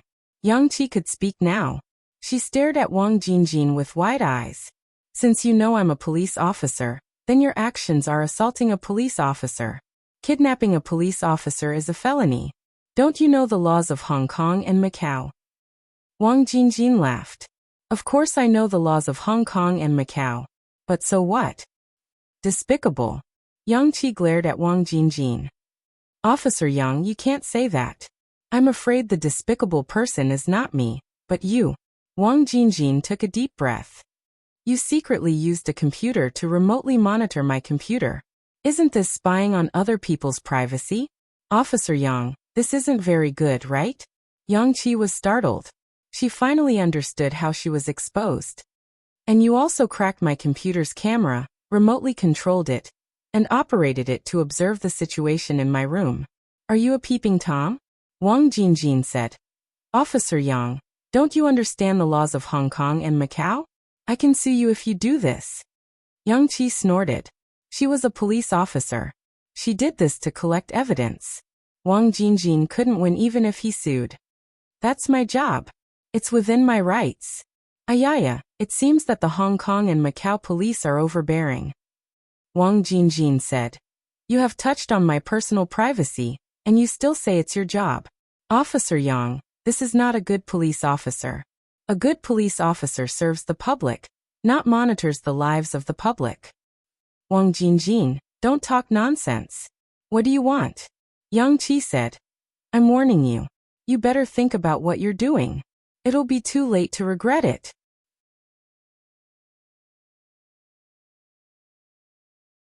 Chapter 2186. Wang Jingjin smiled meaningfully. Officer Yang, what I have done in Hong Kong and Macau over the years, I'm afraid a young and beautiful girl, like you can't know all of it, right? But even if you know all of it, what can you do? You should ask your superiors about this. They know better, but what can they do? In the face of Wang Jingjin's provocative attitude, Yang Qi could do nothing but struggle occasionally. Suyin didn't want Yang Qi to struggle because his binding technique was very special. The more she struggled, the tighter it would be, and the more uncomfortable Yang Qi would be.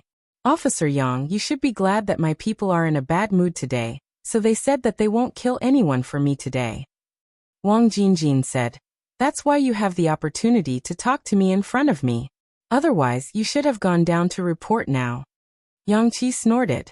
It was not that she was not afraid, but her sense of responsibility could suppress the fear in her heart.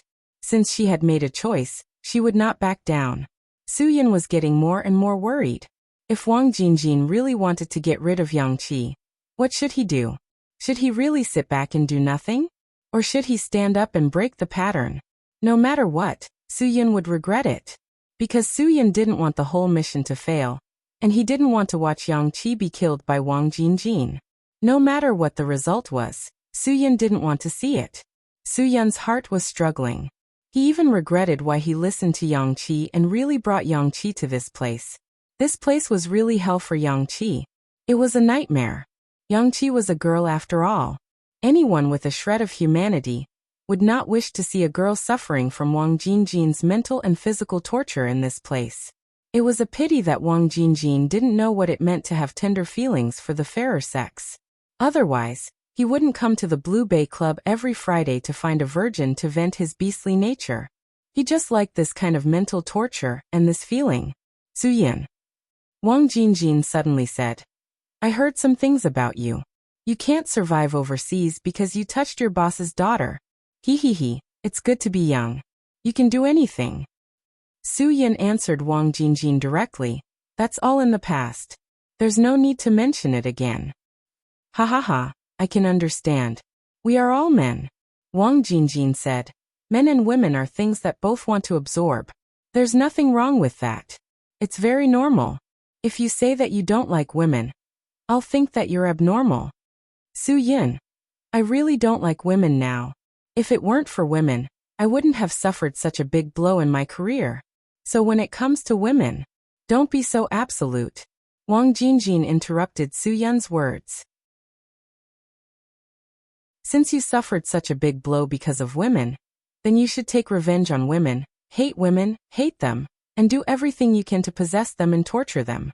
Only in this way can you get psychological sublimation. You're really a bastard. Yang Qi stared at Wang Jingjin and said angrily, shameless. Pervert. Wang Jingjin clapped his hands and said to Yang Qi, good scolding. I like girls like Officer Yang. She can say whatever she wants without beating around the bush. Suyin, what about you? What do you think? Do you like Officer Yang's personality? Suyin suddenly had a very ominous premonition in his heart. He didn't know what Wang Jingjin was thinking at this moment, but he was very sure that Wang Jingjin must have some ideas about him. Boss, I've done what you asked me to do. Now I just want to know how you're going to rescue Guang Ge. Su Yun tried to change the topic. You don't need to worry about Guang, Wang Jingjin said. I will definitely do what I promised you. You don't need to ask about this at all. Don't you believe in my means? Su Yun nodded and said, I don't dare. I'm just a little too impatient. It's good that you're impatient. You brought the person I asked you to catch here so quickly, which already tells me that you're very impatient. Wang Jingjin said. The more impatient you are, the more loyal you are. I like your character, haha. But I also like Officer Yang's character. Su Yun took a deep breath. Wang Jingjin's attention was still on Yang Qi. Yang Qi said angrily. But I'm disgusted by your character. I'm disgusted by everything you've done. Good. Disgusting good. Wang Jingjin said. Officer Yang, you can disgust me as much as you want, but you can't do anything to me. As for me, I appreciate you and I like you. I can do whatever I want to you. Do you understand? Su Yun stood silently between Wang Jingjin and Yang Qi. He realized that Wang Jingjin would definitely torture Yang Qi today, but he couldn't think of a way to do it. This made Su Yun angry, but he had to suppress the anger in his heart and not show it. Su Yun, you can do this for me. You can be so loyal for Guang. You're a good brother, Wang Jingjin said. So I've decided that I want to reward you for everything you've done today. I don't dare, Su Yun said. Boss, saving brother Guang is the best reward for Su Yun. No. That's what I want to do. It's not a reward, Wang Jingjin said. Now that I know your past, I know that you like women. Su Yun, what do you think of Officer Yang? She has delicate facial features and a hot body. I'll give her to you as a reward. What do you think? Su Yun scolded in his heart. He knew that Wang Jingjin, this old bastard, was up to no good. Shameless. Yang Qi spat. Wang Jingjin, I'm not your property. You have no right to do that. My men came all the way here to capture you. You are now my personal property, Wang Jingjin said. I'm going to give you to my men as a reward. There's nothing wrong with that. Su Yun was still very calm at this time. Boss, I'm really not in the mood to mess with women now. I'm worried about brother Guang. Don't worry.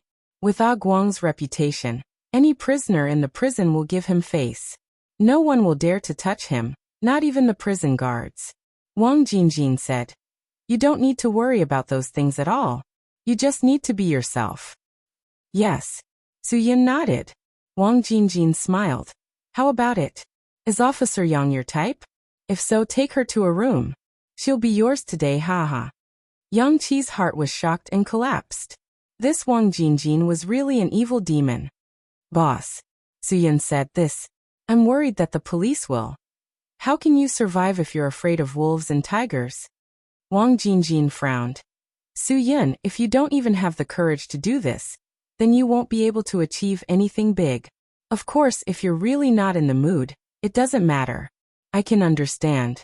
I'll reward you when I have the chance. Su Yun didn't say anything. He didn't want Yang Qi to be humiliated and hurt like this. I have so many brothers here, and they all like Officer Yang very much. Wang Jingjin continued. If Officer Yang isn't your type, it doesn't matter. I won't waste it. I can reward my brothers. Haha, what do you guys think? The faces of Wang Jingjin's men were filled with joy. Thank you, boss. Su Yun's heart skipped a beat. If Yang Qi was handed over to those people by Wang Jingjin, she would definitely be tortured until she didn't look like a human or a ghost. This would leave a huge and indelible shadow in Yang Qi's heart. More than 10 men were eager to have a go. They couldn't wait to tear off Yang Qi's clothes and enter her body. Yang Qi was trembling all over. She didn't dare to imagine what kind of torture she would face today. She had never been in love before, and she had never even held hands with a boy. She was full of fear for her unpredictable future. She really didn't dare to imagine what she would face.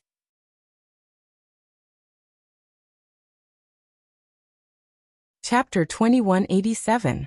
Su Yun's cold gaze swept across the dozen or so lackeys present. Everyone couldn't help but break out in a cold sweat. Su Yun's gaze was murderous, and it was quite strong. Wang Jingjin naturally felt the terrifying aura from Su Yun. He looked at Su Yun and asked with a little doubt, "Su Yun, what do you mean by this?" "The woman I brought back can only belong to me." Su Yun's words revealed a strong possessiveness. "If someone wants to get it, only I can get it. If you want to compete with me, you can, but let's see if you have the ability." Wang Jingjin laughed a few times, clapped his hands and said, "Good. Very good. I like your boldness. That's right, you brought this woman back. If you want to have her, it's up to you. I don't mean to let the brothers compete with you. What I mean is, if you don't like it, don't waste it. You can leave it to the brothers." Yang Qi looked at Su Yun in horror. She would rather let Su Yun have her than let Su Yun push her to those shameless hooligans. When she thought of her body being exposed in front of more than a dozen people, and being played by them without restraint, Yang Qi couldn't help but panic. She was really afraid of what would happen next. "If you like it, you can have her now," Wang Jingjin said. "Su Yun, I can promise you today. As long as you work hard for me in the future, you can have anything you like, and you won't have to pay any price for it." Su Yun took a deep breath. Although his current aura was so strong that the lackeys didn't dare to look at him, he still didn't dare to look at Yang Qi's eyes. He couldn't imagine Yang Qi's current mental world. Su Yun knew very well that any girl who faced such a situation would feel despair in their hearts. However, this despair was something that he could not save them from. At a certain moment, Su Yun even thought of giving up this mission. He would kill Wang Jingjin now. Get rid of all the evil bastards around him. Yang Qi wouldn't have had to endure such a huge panic. However, if they really did that, the Ebola virus weapon would be put on hold forever. If that thing entered Hong Kong and Macau without them knowing, the consequences would be 10,000 times worse than now, or even 100 million times worse. Su Yun was caught in a dilemma when he had to choose between himself and the whole of Hong Kong and Macau. He really couldn't make the right decision, and he couldn't make a choice. "Su Yun, bring your woman. Choose a room that you like, and enjoy your possessiveness," Wang Jingjin said. "You will become the cornerstone of the Hongdong society. You will become my Wang Jingjin's right arm after Dakuan. Bring out your courage and courage, bring out your domineering ways." This was a huge temptation not only for Su Yun, but also for Yang Qi. It was also a huge temptation for the entire Special Operations Group in Hong Kong and Macau to target the Ebola virus weapon. Because if Su Yun became Wang Jingjin's Dakuan, they would be a big step closer to success. A very, very big step. This was really an irresistible temptation for them. Su Yun's gaze fell on Yang Qi's eyes for the first time. Yang Qi's eyes were still full of fear and horror, but there was also a trace of determination and faith in her eyes. This was something that no one could understand except for Su Yun. Su Yun knew that Yang Qi had told him that she was ready to sacrifice everything. As long as Su Yun could gain Wang Jingjin's complete trust, no matter what she had to sacrifice, she would not hesitate. Yang Qi bit her lower lip and slightly lowered her chin to give Su Yun a subtle message. She was ready. Everything was ready. As long as they could win the final victory and bring a stable and harmonious future society to all the citizens of Hong Kong and Macau, she was willing to make the greatest personal sacrifice. For a woman to make such a decision, Su Yun could not think of anything else to express other than respect. If he backed down at this time, he would really disappoint Yang Qi, everyone in the Ebola virus weapon Special Operations Group, and Chief Wang Guangxiao would be disappointed in him. Su Yun finally made a decision. "Thank you for the reward, boss. In the future, I will do everything I can for the Hongdong society." "I believe you have the ability," Wang Jingjin laughed. He wanted to see the despair in the eyes of the police when they faced him, and Yang Qi's despair would bring him great pleasure. As long as Su Yun dared to make a move on Yang Qi and take her, Wang Jingjin would be completely sure that he had gained another capable assistant. This person could completely replace Dakuan and help him carry the power of the entire Yaotipmong district. He could even surpass Li Guang and become his most capable assistant. And most importantly, the loyalty between Su Yun and Li Guang was something that no one else in the Hongdong society had. With these two people helping him, there was nothing that he, Wang Jingjin, could not get. Not only did he want the world of Hong Kong and Macau, But he also wanted the world of Asia. The world of Asia. Su Yun stepped forward and picked Yang Qi up by the waist, sandwiching her between his arms and body. He sneered. Police officer, right? I like it when you scream yourself hoarse under my body. You hooligan.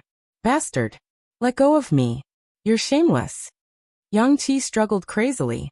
At this moment, she was not acting. Her heart really had such a strong reaction. Some things could not be faked, but for the sake of the mission, Yang Qi had no choice but to endure and accept all of this. Her struggle was real, and there was a purpose behind it. Until Su Yun threw her onto the bed in the room, she still did not know if she was ready for it. However, all of this was a foregone conclusion. Wang Jingjin was still waiting outside for Su Yun's performance. This was Su Yun's best chance, and also a chance for Su Yun to completely win Wang Jingjin's trust. Su Yun did not hesitate any longer. He knew that hesitation would only make him uncertain, and it would only cause Yang Qi to fall into an even more painful struggle.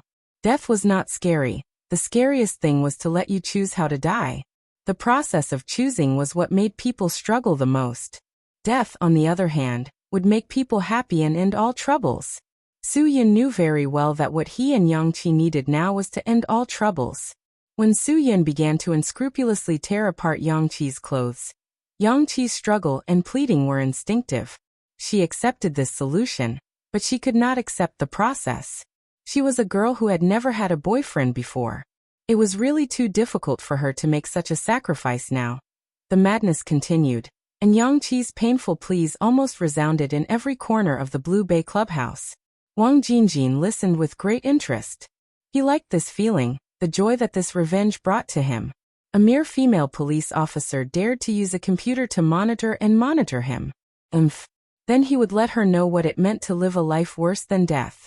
Not only did Wang Jingjin want Su Yun to possess her, but he would also let Su Yun imprison her, and make her a tool for Su Yun to vent his primitive desires, a slave. He was that ruthless. He wanted everyone who dared to act against him to have their lives plunged into the darkest darkness, and never be able to rise again. When Yang Qi let out a hysterical scream, the entire clubhouse quieted down. Even the groans that followed were weak.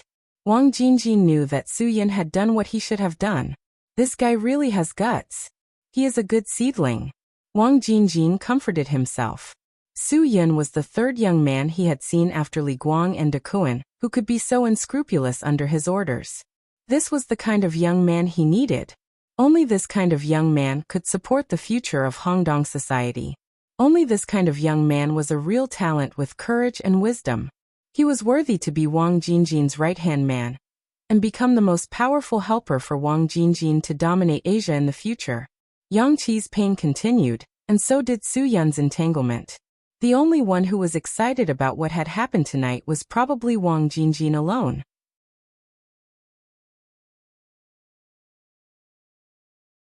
Chapter 2188. The moaning in the room ended with Su Yun's low growl.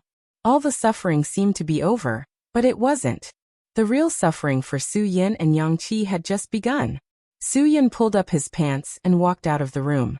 The scarlet color on his pants was shocking. Yes, it was Yang Qi's first time. This was also something Su Yun didn't expect. When Su Yun realized it, everything had already happened. He couldn't change anything. Wang Jingjin was also keenly aware of the scarlet color. He was very surprised and smiled at Su Yun. You are really my lucky star. I actually met a fledgling. Ha ha ha, if I knew it was a fledgling, I would have fought with you. Ah, good luck. This is a stroke of good fortune. Su Yun couldn't wait to break all the teeth in Wang Jingjin's mouth and pull out his tongue. But he couldn't do that. Thank you, boss, for giving her to me. Su Yun. But the woman I brought back, I didn't steal boss's things, right? Of course not. Wang Jingjin said. If you also like fledgling, I have a lot of them. Su Yun, as long as you follow me, I can give you whatever you want. As long as you work for me, I can give you everything. I can give you the whole of Hong Kong and Macau. Su Yun really wanted to ask. He was just a gangster boss. What qualifications did he have to say such things? Who gave him such confidence? Who made him think that he could use these illegal means to own the whole of Hong Kong and Macau? Hong Kong and Macau are bosses. I am already very satisfied to be able to work for boss Su Yin. Please rest assured, boss.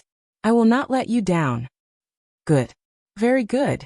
Wang Jingjin patted Su Yun's shoulder. From now on, Yao Mong district is yours. Everything that De Kuan had before will be yours. Tomorrow, I will personally announce this at the regular meeting. With you and brother Guang working hard for me, I Wang Jingjin have nothing to worry about. Su Yun took a deep breath. Thank you, boss, for your guidance. During the time he came to Hong Kong and Macau, he killed De Kuan and stayed in prison for so many days. Today, he had to rely on Yang Qi to sacrifice her most precious thing as a girl to gain Wang Jingjin's trust. Su Yun felt that he was a failure. The frustration made Su Yun unable to be excited. He didn't know if all this was worth it. If he had to choose again, he would have changed his mind because when he made this choice, he didn't know that it was Yang Qi's first time. Su Yun couldn't help Yang Qi's pain. When Yang Qi put on the clothes that were torn out of shape by Su Yun and walked out of the room, her messy hair and hateful eyes made people feel distressed. Her limping made people want to protect her, but Su Yun couldn't do anything. He had to remember his identity. He was a scoundrel, a shameless scoundrel. The reason why Yang Qi became like this was not because of anyone else, but because of him. It was because of his actions that Yang Qi became like this. Su Yun hated himself. He also hoped that Yang Qi would hate him. Perhaps only in this way could he feel some comfort in his heart. Officer Yang, is the greeting gift I gave you very comfortable? Wang Jingjin smiled shamelessly. Su Yun is a young talent by my side. Ha ha ha, your first time can give you such a wonderful feeling. You should really thank me. Yang Qi spat. Unfortunately, she didn't have any strength now. She didn't even have the strength to spit out Wang Jingjin. You will get retribution sooner or later. Officer Yang, you are really too naive. Wang Jingjin said. I have done so many bad things. When did I get retribution? I am so free every day. What about you? You have done so many good things for the people. Are you free? You are tired every day, but today you are ruined by retribution. Ha ha ha, who is the one getting retribution? You will pay for what you have done sooner or later. Yang Qi believed that this day would come. Wang Jingjin shook his head proudly. No, there will never be such a day. Because sooner or later, the world will be ruled by me. Ha ha. Officer Yang, you are already Su Yun's woman. Why don't you submit to him and be his woman in the future? You can also give us some information about the police. In this way, we will all be a family in the future. You are dreaming, Yang Qi said in disgust. Wang Jingjin smiled. Since Officer Yang said so, then I have no choice. I will not let you go. Yang Qi wanted to leave after she finished speaking. She didn't know that Wang Jingjin didn't intend to let her leave at all. Officer Yang, where are you going? You are my brother Su Yun's woman in the future. Do you still want to leave? Wang Jingjin sneered. Yang Qi was stunned. Su Yun was also stunned. They didn't understand what Wang Jingjin meant. Su Yun, I have cleaned up the villa that originally belonged to De Kuan in Yaojianwang district. All of De Kuan's things have been burned. Now you can move in at any time, Wang Jingjin said. Thank you, boss, Su Yun said. There is a dungeon under the villa. Everything is there. There is no problem in imprisoning Officer Yang. Wang Jingjin said. This is all I can help you with. Su Yun was stunned. Imprison her? He really didn't expect Wang Jingjin to make such an arrangement. This was simply inhumane. Of course. Wang Jingjin said. What do you think? Let her go now. Su Yun didn't know how to answer. Yang Qi also fell into the abyss this time. She knew that she would have to sacrifice more. Since it had already begun, it was impossible to stop. Otherwise, everything she had done before would be in vain. Su Yun took a deep breath. He really didn't know what kind of retribution he would receive for doing such a thing. Su Yun, you heard it just now. She won't let us go. Wang Jingjin said. If you let her go, she will immediately sue you and investigate you. Your future will be lost. So there are only two best ways for you. The first is to kill her. The second is to imprison her. Su-yin was silent. The person he wanted to kill now was Wang Jingjin in front of him, and no one else. But I think the second option is better. After all, you are the first man to possess her. That kind of feeling is wonderful, Wang Jingjin said. You can continue to possess her and train her. One day, you will get tired of her. It won't be too late to do it then. This pervert is simply a demon. Su-yin really couldn't imagine what was in Wang Jingjin's mind. He could even think of such evil things. Su-yin swore that this bastard would die a horrible death. He didn't dare to think about how many girls Wang Jingjin had tortured like this. Why did God still let such a person live in this world? I have prepared the car. Lock her up for you, Wang Jingjin said. In the future, that place will be your world. You can slowly appreciate your woman, slowly train her, torture her, and slowly turn her into a little bitch. Ha ha ha ha, that will be very interesting. Su-yin. I will focus on my career.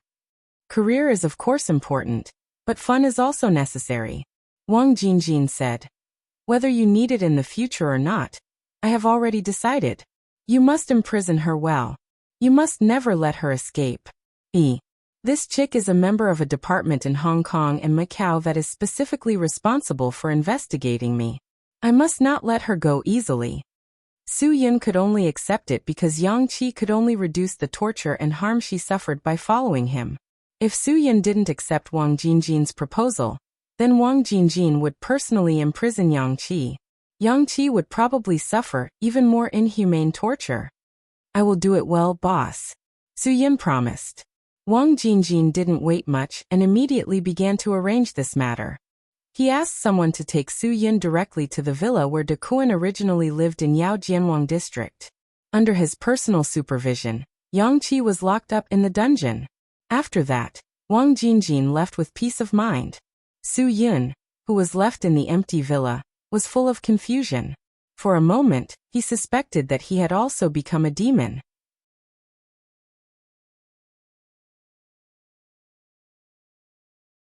Chapter 2189. Tonight was destined to be the darkest night of Yang Qi's life. After experiencing that kind of painful torment, Yang Qi was locked up in a dark dungeon. She didn't even know how long she would have to endure in such a place. Su-yin knew very well that he couldn't bring any comfort to Yang Qi because he was the one who brought her pain. Although everything he did was with Yang Qi's consent, Su-yin still felt endless self-blame. He knew all too well what his actions meant to a girl. Su-yin had done that kind of thing without any intention of taking responsibility. The pain tormented everyone's heart, especially Yang Qi. Even now, she still couldn't bear the tearing pain. After all, she had lost the most precious thing to her in that kind of situation. She wasn't willing at all, and there was no joy to speak of. Dryness would only make her pain more intense, and her body would suffer more unbearable devastation. Now, she didn't even have a space to soothe her pain alone. She had to face such a place that would only make her feel more terrible. Su-yin wanted to go down to see Yang Qi many times and comfort her, but he couldn't face it. But he was also worried that Yang Qi couldn't bear the pain. He wanted to take Yang Qi to the hospital. At least the doctor could find a way to relieve her pain. After all, men and women were different. Su-yin couldn't do it. They couldn't face such a situation and such a thing. Indeed, even if Su-yin came down, Yang Qi didn't know how to face Su-yin. Right now, she just wanted to be alone in peace. Moreover, Yang Qi also knew that Wang Jingjin's people might still be lying in ambush around the house.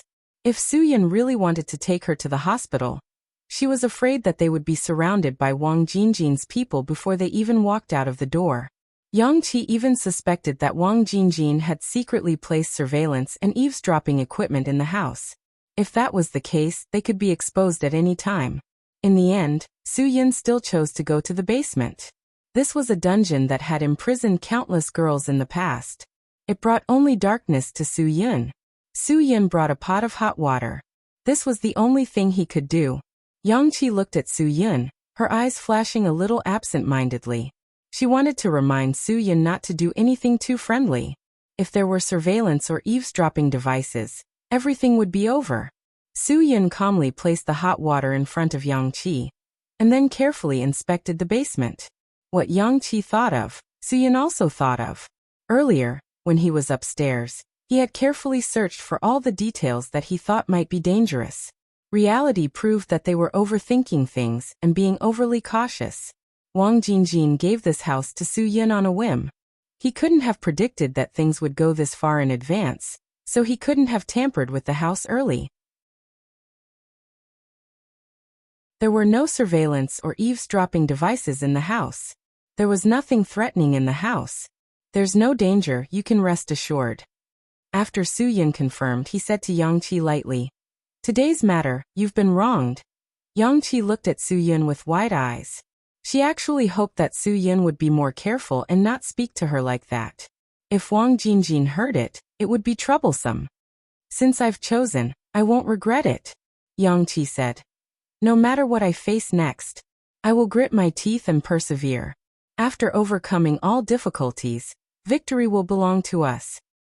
Yes, overcome all difficulties, victory will belong to us. Suyun's words were simple, but it wasn't simple to do. They couldn't predict how many difficulties they would face, and they couldn't judge them. Yang Qi was silent for a while, then slowly said, "Everything will be fine." This sentence seemed to be talking to herself, but it contained a lot of expectations for Suyin. Suyin was their last hope. As long as Suyin could persevere to the end, victory would belong to them. "I'm sorry for what I've done. I hope you can forgive me." Suyin, although he knew that his apology was useless and couldn't change what had happened, he felt that as a man, he had to stand up and take responsibility for his mistakes. Yang Qi's face was expressionless. Perhaps she didn't know how she should face this apology. "It's not your fault. You had no choice but to do that," Yang Qi said. "In fact, I should thank you. You saved me and didn't push me into the hands of those men. Compared to that ending, I'm already considered lucky." Suyin was annoyed. "I really didn't think. You. It's your first time. So, I'm sorry. I really shouldn't have been so reckless. And I shouldn't have acted so recklessly. Perhaps if I had calmed down, we could have found another solution." There was no other solution. It was all wishful thinking, Yang Qi said. "I don't blame you. Everything you did was for the sake of the mission." Suyin lowered his head. In the face of Yang Qi's understanding, Suyin couldn't even adjust himself. The strong self-blame tortured him constantly. He wished that Yang Qi would scold him, or even hit him a few times. Perhaps that would make Suyin feel better, but Yang Qi didn't do anything. She even understood everything he did. "This was originally our mission. I'm sorry to have troubled you," Yang Qi said. "How could I let you bear more blame? Everything you did was what you should do. Remember, you did it for the sake of the mission. You had no choice. Only then will your pressure be reduced." Yang Qi's words were very effective. As long as Suyin thought that everything he did was for the sake of the mission, and that he had no choice, the self-blame would be reduced by a lot. "Actually, you're under more pressure than any of us. You need to learn how to adjust yourself. Don't pay attention to me. I can control my emotions," Yang Qi said. "You really don't need to worry about me. Play your role well and imprison me here." Suyin took a deep breath. Yang Qi's role was much harder to play than his. "If I have to make any sacrifices for the sake of the mission, I will still tell you. I'm always ready," Yang Qi said. "Suyin, I will give everything I have for the cause I respect, even my life. So you really don't need to worry about me. I'm ready." Suyin nodded. "I should thank you. You made me understand more. You made me realize that I still have unfinished business to do. Only with you will my sacrifice not be in vain," Yang Qi said. "But I have a small request. I hope you can help me. If you have the chance, please buy me a 24-hour emergency contraceptive pill. I'm a little worried." Suyin came out at the last moment. He didn't want Yang Qi to be hurt more. He nodded. "I will. I'll help you do it tomorrow morning." Yang Qi smiled gratefully. "Thank you. I'm the one thanking you." Suyin. "Thank you for your understanding." Thank you very much. Drink some warm water to warm yourself up. Maybe that will make you feel better. See if there's anything else you need. I'll go up and find something for you." There was everything in the basement. Yang Qi shook her head. She didn't need anything. Go up quickly. Don't let anyone find out. Remember to lock the door. Sometimes, the small details can make the difference between success and failure. The closer they got to the final step, the more they had to tread on thin ice. They had to be cautious with every step. Only in this way could they truly reach the end and complete the final smile. Su Yin understood that he couldn't fall short. These sacrifices had to be made in the most meaningful way, not in vain.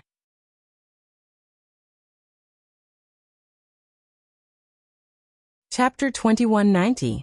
Su Yin didn't know how he got through the night, but he swore that he would never want to experience it again. Su Yin, who didn't sleep the whole night, went out at 8 in the morning the next day. After buying the medicine and breakfast for Yang Qi, he hurried to the club where Hongdong Group held their weekly meeting. Today, Su Yin's identity was different from before. Although Wang Jingjin hadn't announced it yet, the news that Su Yin had moved into De Kuan's house in Yujianwang district had spread. Everyone knew that Wang Jingjin would announce Su Yin's new identity at the meeting. He was the boss of Yujianwang district. After Su Yin got out of the car, he saw the underling who temporarily replaced Li Guang in Jiulong district. He was Li Guang's right-hand man. After seeing Su Yin today, he looked at Su Yin with disdain. All the respect and affection he had for Su Yin before didn't exist at all. Su Yin tried to go up and say hello, but he was ridiculed by the other party. Brother Yin is already the boss of Yujianwang district. He's not on the same level as me. There's no need to be so polite, right? Li Guang's underling's words were full of dissatisfaction with Su Yin. Brother, what do you mean by that? Su Yin. We're all Guangji's brothers. There's no need to be so hostile to me because of a small change in the situation, right? Su Yin felt that although he had taken over De Kuan's job, he didn't become De Kuan's substitute and continue to oppose Li Guang. There was no need for them to treat him like this. A small change in the situation? The other party laughed. It seems like Brother Yin doesn't feel embarrassed at all about why he's here today. Does he really think that it's natural? Su Yin quickly understood what the other party meant. He smiled awkwardly. Brother, I didn't know Guangge would do that for me, but boss has promised me that he'll find a way to save Guangge. Don't worry, Guangge won't stay in there for too long. How long is too long? 3 years or 5 years? Li Guang's underling no longer had any trust in Su Yin. In his eyes, Su Yin was a guy who used Li Guang to climb up, so he was full of hostility. At this time, Fatty Tian also ran over from not far away. He had already heard their conversation. Fatty Tian stepped forward and pulled Li Guang's underling away. He scolded. Don't talk nonsense if you don't know anything. Su Yin will soon be the eldest brother. Yao Jianwang district and Jiulong district are separated by the east and the west. In the future, you will all be a family. Do you know that? Brother Tian, you're really something. Brother Guang just went in because of this person, and you're actually speaking up for this person? Li Guang's underling was very disdainful. Don't forget how Brother Guang treated you back then. Fatty Tian hurriedly gestured for Su Yin to go in first. He could understand Li Guang's displeasure. Now someone needed to stand up and explain. Su Yin knew that he would only make people more irritated if he stayed, so he went directly into the venue. Fatty Tian pulled Li Guang's underling to the side and said to him, Do you know what you're saying? Yesterday, Su Yin ran to my place as soon as he came out. He forced me to tell him what was going on. He wanted me to tell him where the boss would be last night. If I didn't tell him, he would really kill me. Li Guang's underling was stunned. What's going on? I had no choice. I told Su Yin that the boss would be at the Blue Bay Club. He rushed over directly. Fatty Tian said. He went to find the boss to ask the boss to save Brother Guang. You don't even know. What are you talking about? Li Guang's underling still had some doubts. Then why did I hear that he moved to De Kuan's house last night? This is between him and the boss. It's not something you can know. It's not something I can know, Fatty Tian said. But one thing is certain. If the boss didn't agree to Su Yin to save Brother Guang, Su Yin wouldn't work for the Hongdong Society. So the boss must have agreed to him. Ah, then just now didn't I? Li Guang's underling was a little embarrassed. That's why I asked you to shut up. Fatty Tian said. You better remember in the future. No matter what happens, you must be calm. Don't blame others before you figure out the situation. Li Guang's underling nodded. Thank you, Brother Tian, for your guidance. After the two finished talking, they walked into the venue one after another. When Li Guang's underling saw Su Yun again, he was a little embarrassed. Although Su Yun didn't know what Fatty Tian said to him, one thing was certain. Fatty Tian must have removed the misunderstanding about him. This made Su Yun feel a lot more comfortable in his heart. Wang Jingjin soon arrived at the venue. He seemed to be in a good mood today. This was of course because he found the last replacement after De Kuan, and this replacement would only be better than De Kuan. Everyone sit down. Ha ha ha, I have good news to announce to everyone today. After Wang Jingjin sat down, he gestured for everyone to sit down. When he finished this sentence, he saw everyone's eyes were cast on Su Yun. Ha ha ha. It seems that even if I don't say anything, everyone knows. Wang Jingjin said. You are all well informed. Seeing that Wang Jingjin was in a good mood, everyone was very relaxed. They responded with a smile. Some people began to congratulate Wang Jingjin for getting another talent. In short, the matter that Su Yun would be appointed as the boss of the Yujianwang district was already an open secret. After a few words, everyone smiled and stopped their eyes on Su Yun, waiting for Wang Jingjin to officially announce this matter. It seems that everyone is looking forward to it. Wang Jingjin said lightly. Everyone is also clear about De Kuan's matter. Because he did something that violated the rules of the society, he received the punishment he deserved. But the Yujianwang district became a place where there was no one to support it. Although the agent's performance during this period of time was not bad, it still did not meet my expectations. So, I made a decision. After that, Wang Jingjin took a deep breath and his eyes fell on Su Yun. Now I officially appoint Su Yun to be in charge of all the work and matters in the Yujianwang district in the future. He will take over De Kuan's position. Wang Jingjin said. In the future he will be the boss of the Yujianwang district. No one has any objections, right? After Wang Jingjin finished speaking, everyone applauded and congratulated him. The only person who was unhappy with this appointment was probably Sang Fei, who replaced De Kuan after his death. Sang Fei had always been De Kuan's most capable assistant, and was also De Kuan's most valued brother. So, De Kuan's death was very difficult for Sang Fei to accept. But because this decision was made by Wang Jingjin, Sang Fei did not dare to say anything. After De Kuan's death, Sang Fei was appointed by Wang Jingjin to temporarily take over the Yujianwang district. This appointment also temporarily removed Sang Fei's influence on De Kuan's death. But soon, Sang Fei heard that boss would not give this position to him forever, thinking that he was not capable enough. And the person who killed Brother Kuan would be the best candidate. When Su Yun was still in prison, Sang Fei did not believe this. Because in his eyes Su Yun was just a newbie, and he had already followed De Kuan in the Hongdong society for 5 years. He was familiar with everything in the Yujianwang district, but this Su Yun was not familiar with anything. So Sang Fei did not believe that his position would be replaced. He thought that he would definitely become the real boss of the Yujianwang district and take over Brother Kuan's previous position. But after Su Yun moved into Brother Kuan's house in Yujianwang district, Sang Fei realized that a representative would always be a representative. Today his position would be taken away. This sense of loss filled his heart with anger. It was really a kind of anger, an anger that could not be described with words. When everyone was applauding, Sang Fei used a cold gaze to look at Su Yun. He wanted to see what kind of tricks this Su Yun could play in the Yujianwang district. Without the cooperation of him and his brothers, he did not believe that Su Yun could reach Wang Jingjin's expectations. An outsider wants to be the king of the Yujianwang district. Then we'll have to see if he has the ability.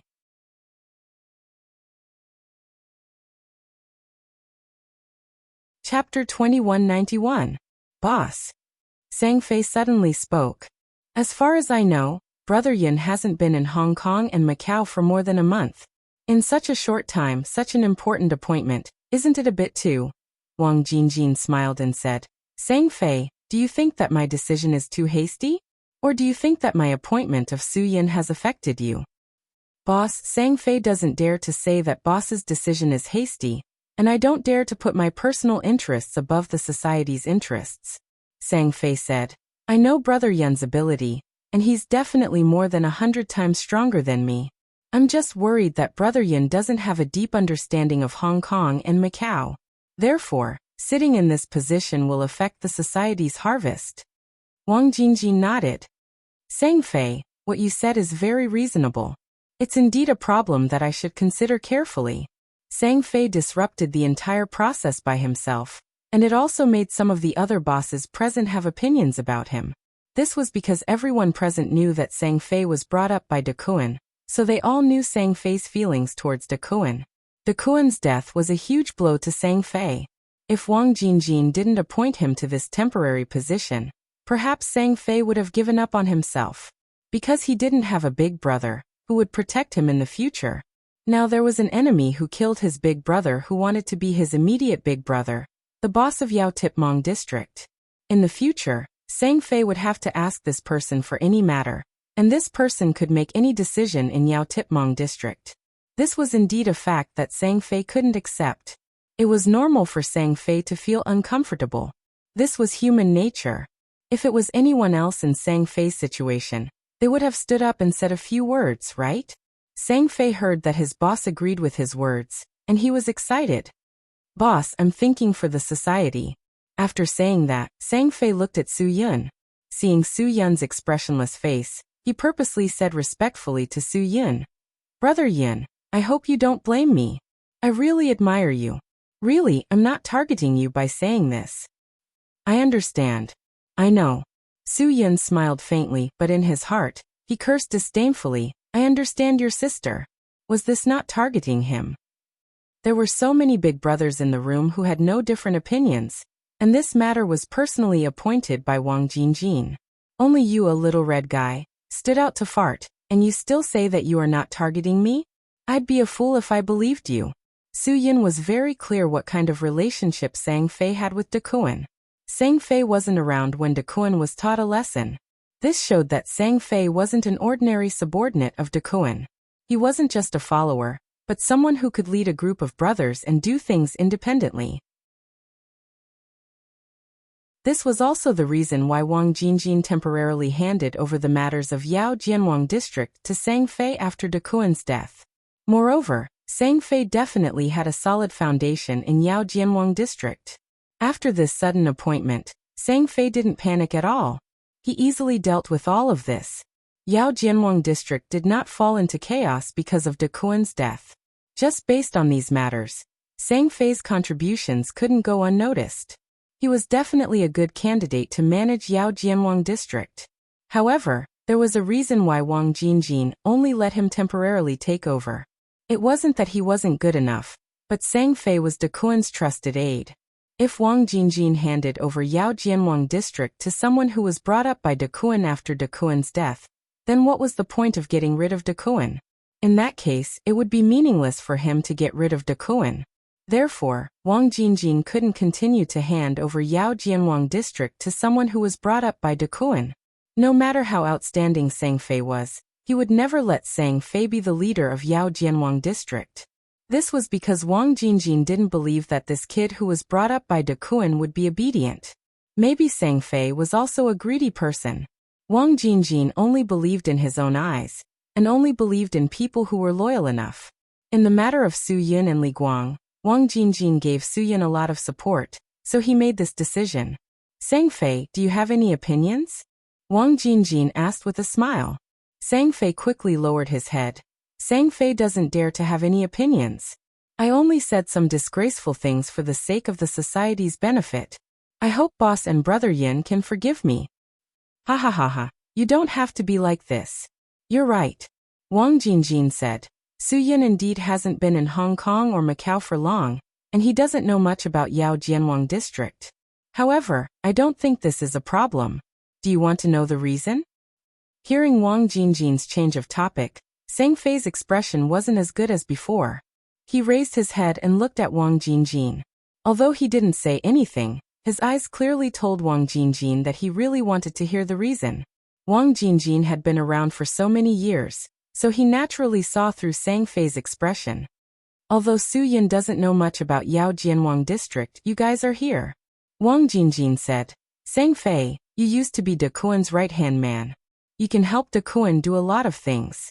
Most of the time, De Kuan doesn't even need to show up and you can settle it. Your performance in the past few days after you were temporarily appointed was also very good. Therefore, I believe in you.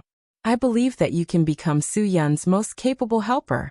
This way, I don't have anything to worry about. The old fox was indeed an old fox. Su Yun cursed in his heart. Although he gave the position of Yao Jianwang district's boss to Su Yun, he used the reason that Su Yun didn't know much about Hong Kong and Macau to place an old subordinate of De Kuan beside Su Yun. This was simply burying a bomb behind Su Yun's back. Who knew when this bomb would explode? Now that Su Yun entered Yao Jianwang district as the boss, he still had to be careful of Sang Fei behind him. This was Wang Jingjin's goal. Because only in this way, he could let Su Yun go to Yao Jianwang district to make a name for himself without worry. Only a scheming person would have such a thought. This wasn't an exaggeration at all. Although Su Yun cursed Wang Jingjin's 18 generations of ancestors in his heart, he didn't show it on his face. Instead, he thanked Wang Jingjin. Boss, you have considered everything. Originally, I was also worried about this problem. Now that I have Sang Fei by my side to assist me, I don't have any worries in my heart. Sang Fei was unhappy. Although he tried his best to control it, he still revealed some of it. However, his mouth was the same as Su Yun's. Boss, you have considered everything. Wang Jingjin saw the dissatisfaction in Sang Fei's expression. This was what he wanted. He was very satisfied with the current situation. Good. Since no one has any objections, then this matter will be approved by everyone in the Hongdong group.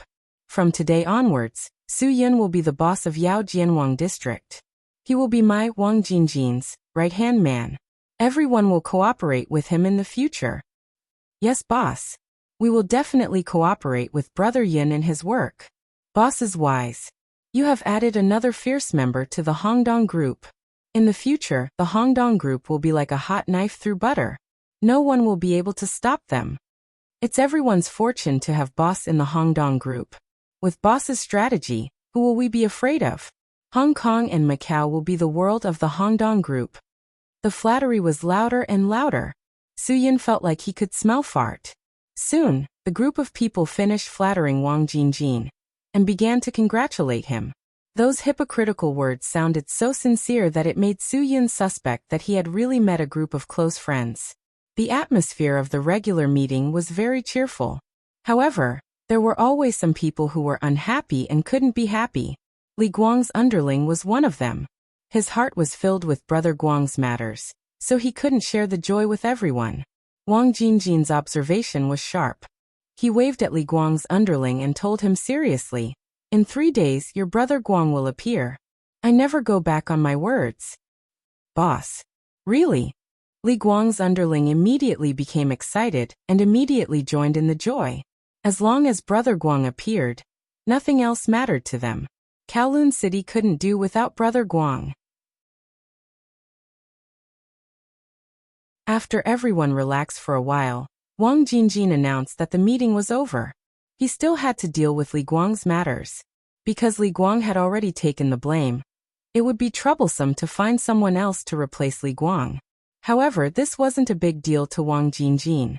It was just a little troublesome.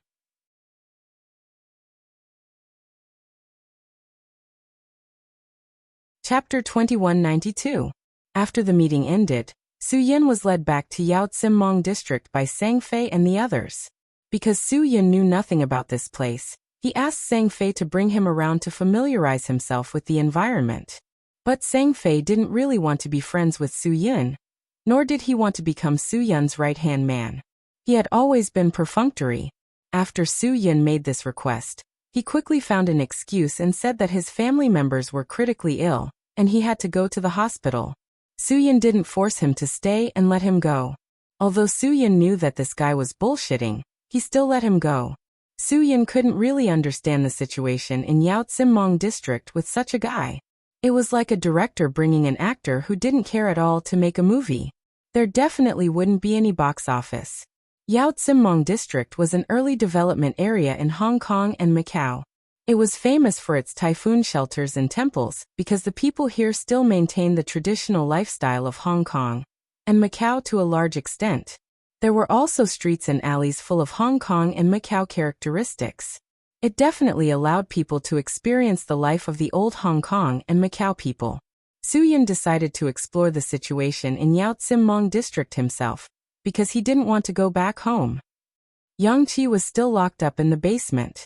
Su Yun would definitely feel uncomfortable if he went back.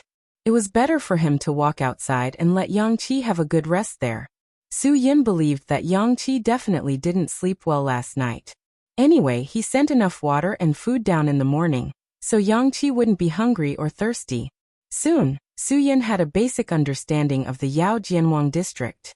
Through his own observations and inquiries from some of the residents, it was clear that these residents did not know that the person in front of them who was so unfamiliar with the Yao Jianwang district was actually the current boss of the place where they lived.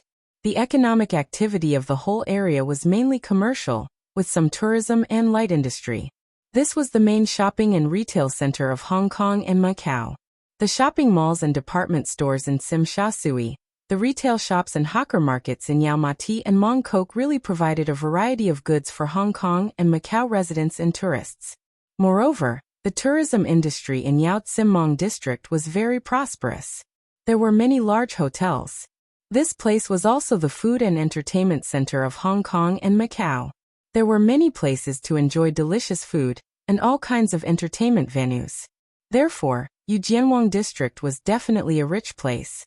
The reason why De Kuan was able to obtain so much from this place and give it to Hongdongshi was because the business activities in this place were very prosperous. Just the income provided by the entertainment venues was enough for De Kuan to show off in Hongdongshi. Therefore, this place was really a very fertile place. Wang Jingjing gave this place to Su Yun to manage. Obviously, he had a very high trust in Su Yun.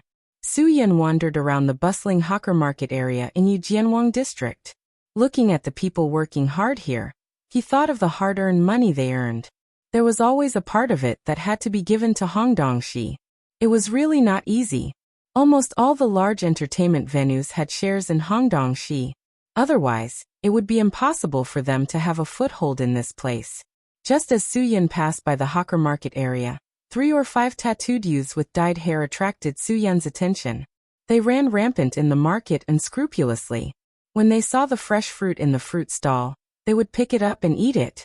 When they saw the beautiful girls in the stall, they would flirt with them. These were the so-called protection of the society. Because of them, some of the hawkers here had a particularly hard time. Some people even had more than half of their hard-earned money taken away by these so-called protectors every day. However, this money would eventually flow into Hongdongshi's pocket because this was Hongdongshi's territory. It was Wang Jingjing's world. Ayaya, look at who this is. Isn't this the white-haired granny? A guy with a head full of dyed yellow hair suddenly shouted. A few young men with dragon and tiger tattoos quickly rushed forward and surrounded a white-haired old woman. There were several fruit baskets in front of the granny. They were all big and fresh oranges. Obviously, the granny tried to leave, but unfortunately, she was old and her legs were not so nimble. She was directly surrounded by the youths. The blonde looked at the granny with a sneer and said, "White-haired granny, you haven't paid protection fees for a while, right? Hey, we can't catch you. Do you think you're good at hiding? You didn't expect us to appear here at this time, did you?" It was 2 o'clock in the afternoon. It was the hot time. Because the granny was old, her forehead was covered with sweat. Because of the nervousness just now, the granny was panting. "I really don't have money. I haven't sold oranges for many days. I beg you, please give me a few more days, okay?" The granny looked at the youths with a pitiful face. In this kind of weather, few people would come out to buy fruits. Everyone would choose to come out to shop when it was cooler. The granny hadn't sold the oranges for several days. The reason was simple. When there were many customers, there would be many young men who collected protection fees. They were so demanding that the granny couldn't afford it. Therefore, She only dared to sell the oranges when the people who collected the money were not around. However, there were too few people who bought things during this time, so it was difficult for her to sell many oranges every day. Sometimes, she didn't even open for business. The granny was also a sincere trader. Once the oranges were about to go stale, she would not take them out to deceive people. She would give them to some of the neighbors' children before they went stale. The place she lived in was a place where only the poor would live, so the children there could not afford to eat fruits. The granny would give them all the fruits. In this way, the granny's business would become worse and worse. It was difficult for her to sell her oranges. She had to go to the fruit market to wholesale. After all, it was a business. Therefore, the granny could hardly make much money, but these people still asked her for so much money. "White-haired granny, look at your oranges. They are so big and delicious. Why can't you sell them?" A young man with a wolf head tattoo on his shoulder unceremoniously opened the oranges and ate them. "You just hand over the money honestly. Things will be much simpler. You only need 200 Hong Kong dollars a day. It's not much. You have owed us for half a month, right? 3,000 yuan. Give us the money. We will let you continue to sell them." The granny didn't make much money at all. Obviously, she couldn't afford 3,000 yuan. If she did, she would lose a lot of money. "I really didn't make any money. Please pity me. I really don't have any money." The granny was about to cry. "Granny, don't talk so much nonsense. We politely call you Granny. Who do you think you are?" The yellow-haired man stared and scolded. "We pity you. Who will pity us? We are also out to do things. Don't talk nonsense with us. Yes, this place is not protected by us. Do you think you can sell fruits so peacefully?" Another young man shouted. "Hurry up, don't talk nonsense. Give us the money, and we will let you go. Otherwise, don't even think about leaving today." "I really don't have any money. I really don't have any money," the granny kept saying. At this time, the yellow-haired man was unhappy. He flipped the granny's fruit stall over. "You don't have any money. If you don't have money, then don't come out to open a fruit stall." As he spoke, he angrily stomped on a few oranges and scolded them. The granny looked at her oranges being stomped on. Her heart ached so much that she almost fainted. She had just bought them from the fruit wholesale market today. She walked so far just to save money for a few oranges. But now, she had really given up on life. If it wasn't for waiting for her son, she really didn't want to live anymore. She really didn't want to live anymore. "Stop!" Su Yin shouted angrily. He strode over to the scene. He really couldn't stand it anymore. Although he was sure that these young men were definitely members of the Hongdong society, he still had to take care of these bastards. Even if they wanted to collect money, they should find those middle-aged businessmen who could afford it. Bullying an old granny was really too much. He was too heartless.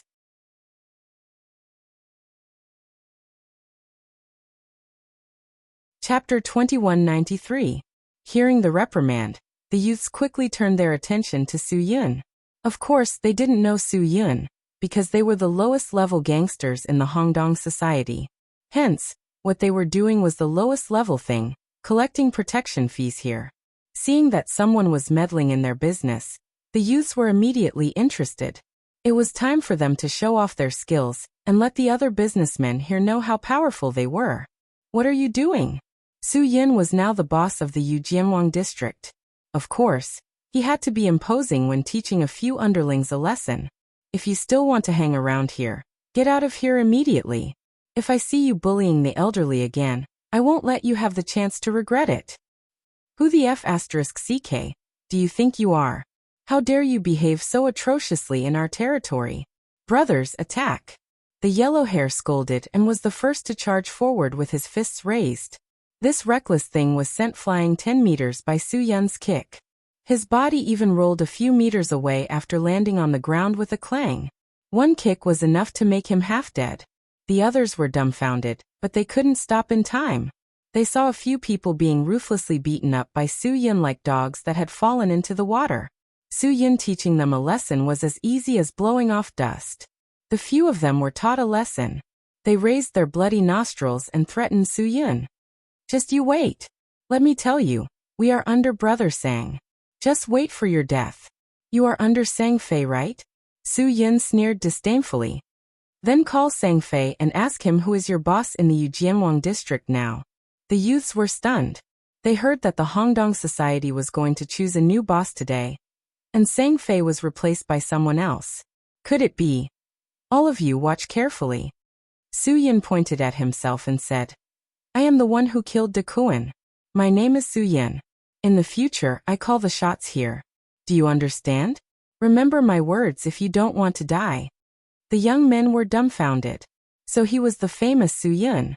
Even Brother De Kuan was killed by this guy. They were so scared that they almost peed their pants.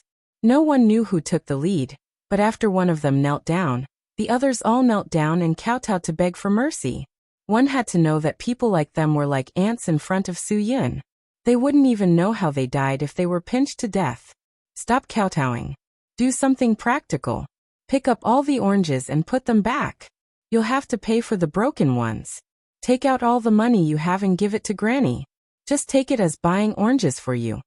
Su Yin scolded angrily again. They immediately scrambled to pick up the oranges. Su Yin said coldly, What a disgrace to the Hongdong Society.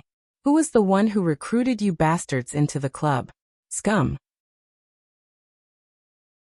They didn't dare to say anything after being scolded. They could only admit their mistakes. Even Blondie, who was sent flying, endured the pain and crawled back to pick up the oranges. They really regretted not checking the almanac before going out today.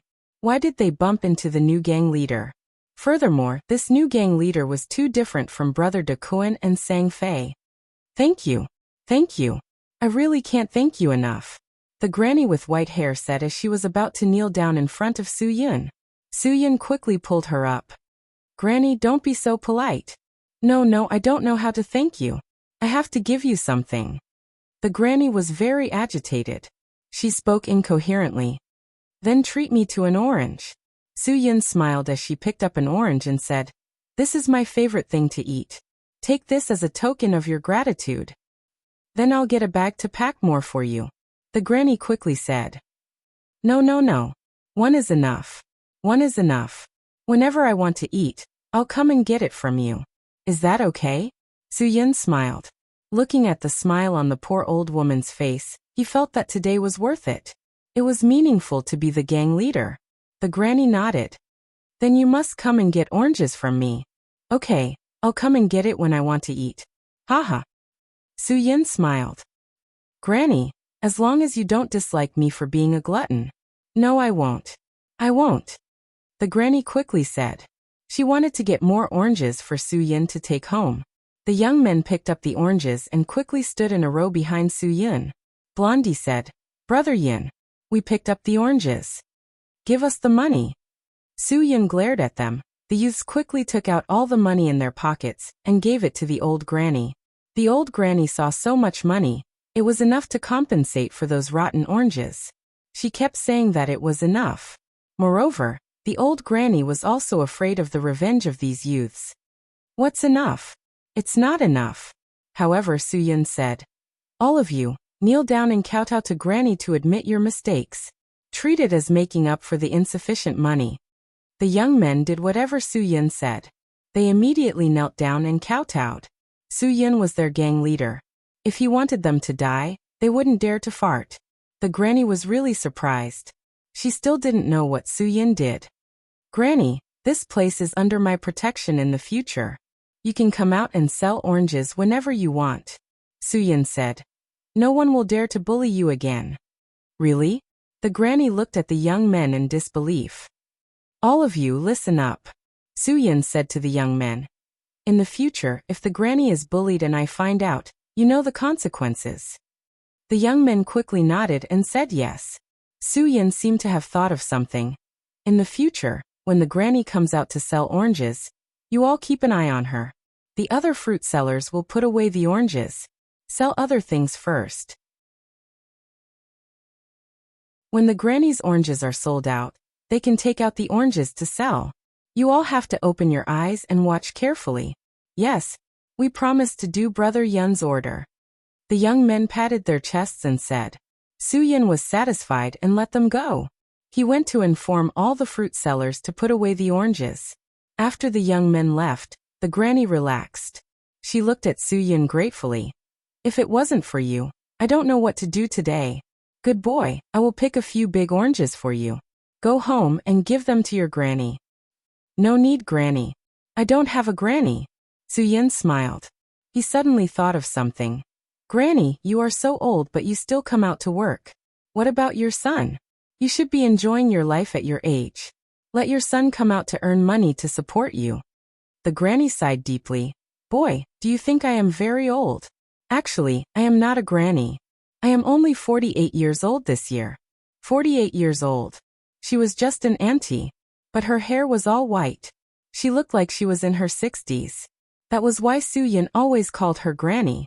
Now that the granny mentioned her age, Su-yin was dumbfounded and said sorry several times. But the granny didn't mind. It doesn't matter. People who know me call me white-haired granny. I know I look old. Auntie. Then what about your son? Why don't you let him come out to help you? You were bullied by them. Your son should help you. Then you won't be so difficult. Su-yin said. The white-haired granny shook her head helplessly. My son wants to help me, but he can't do anything. Is he sick? Su-yin asked tentatively. The granny was silent for a while and sighed. No, he is in prison. Because he accidentally hurt someone, he was arrested and sent to the prison in Dapa district. When he heard that it was the prison in Dapa district, Su-yin was stunned. He just came out of the prison in Dapa district. What is your son's name? His name is Atian. Su-yin breathed a sigh of relief. Hong Kong and Macau were really small places. Auntie, if your son is Atian, then you don't have to be polite to me. I am friends with Atian. I also know that he is in prison. You can rest assured. Although Atian is in prison now, I am his friend. If you need anything, just tell me. I will help Atian take care of you. Atian's mother widened her eyes. 2 lines of tears flowed down uncontrollably.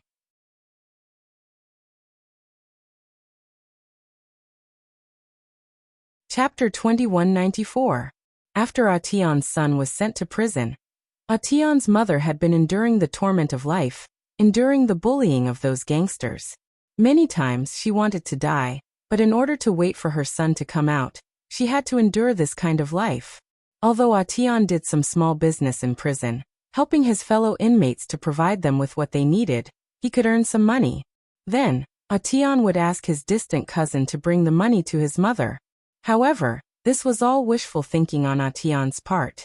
His cousin didn't do that at all. All the money Atian earned in prison was given to his cousin. His cousin only visited Atian's mother once every 6 months, and only gave her a few hundred Hong Kong dollars, saying that Atian worked hard in prison in exchange for it. Atian's mother did not believe that prison could make money, so she was very grateful to her distant nephew, thinking that the money was given by him. She did not know that Atian earned at least tens of thousands of Hong Kong dollars in prison every year, and all the money was pocketed by his cousin. When Su-yin talked with her about this matter, he learned from Atian's mother that the prison guard had only given her less than 1,000 Hong Kong dollars in the past 2 years, so he understood the reason. Auntie, you can do business here without worry in the future. Su-yin. No one will dare to bully you again. Your oranges are so good. I believe that your business will be prosperous. Atian's mother felt nothing but gratitude. After Su-yin left, she kept on thanking God for helping her and giving her the help of a noble. This was the most relaxed day of Atian's mother's life. She did not have to worry about people coming to her oranges stall, and she did her own things with peace of mind. When more people came to the market, her oranges were quickly sold out. After passing through the hawker market area, Su-yin went to the bustling nightclub Entertainment Street, which should be the source of most of their income. Hong Kong and Macau people paid great attention to entertainment, so their nightlife was very rich, and almost every night, the lights were bright.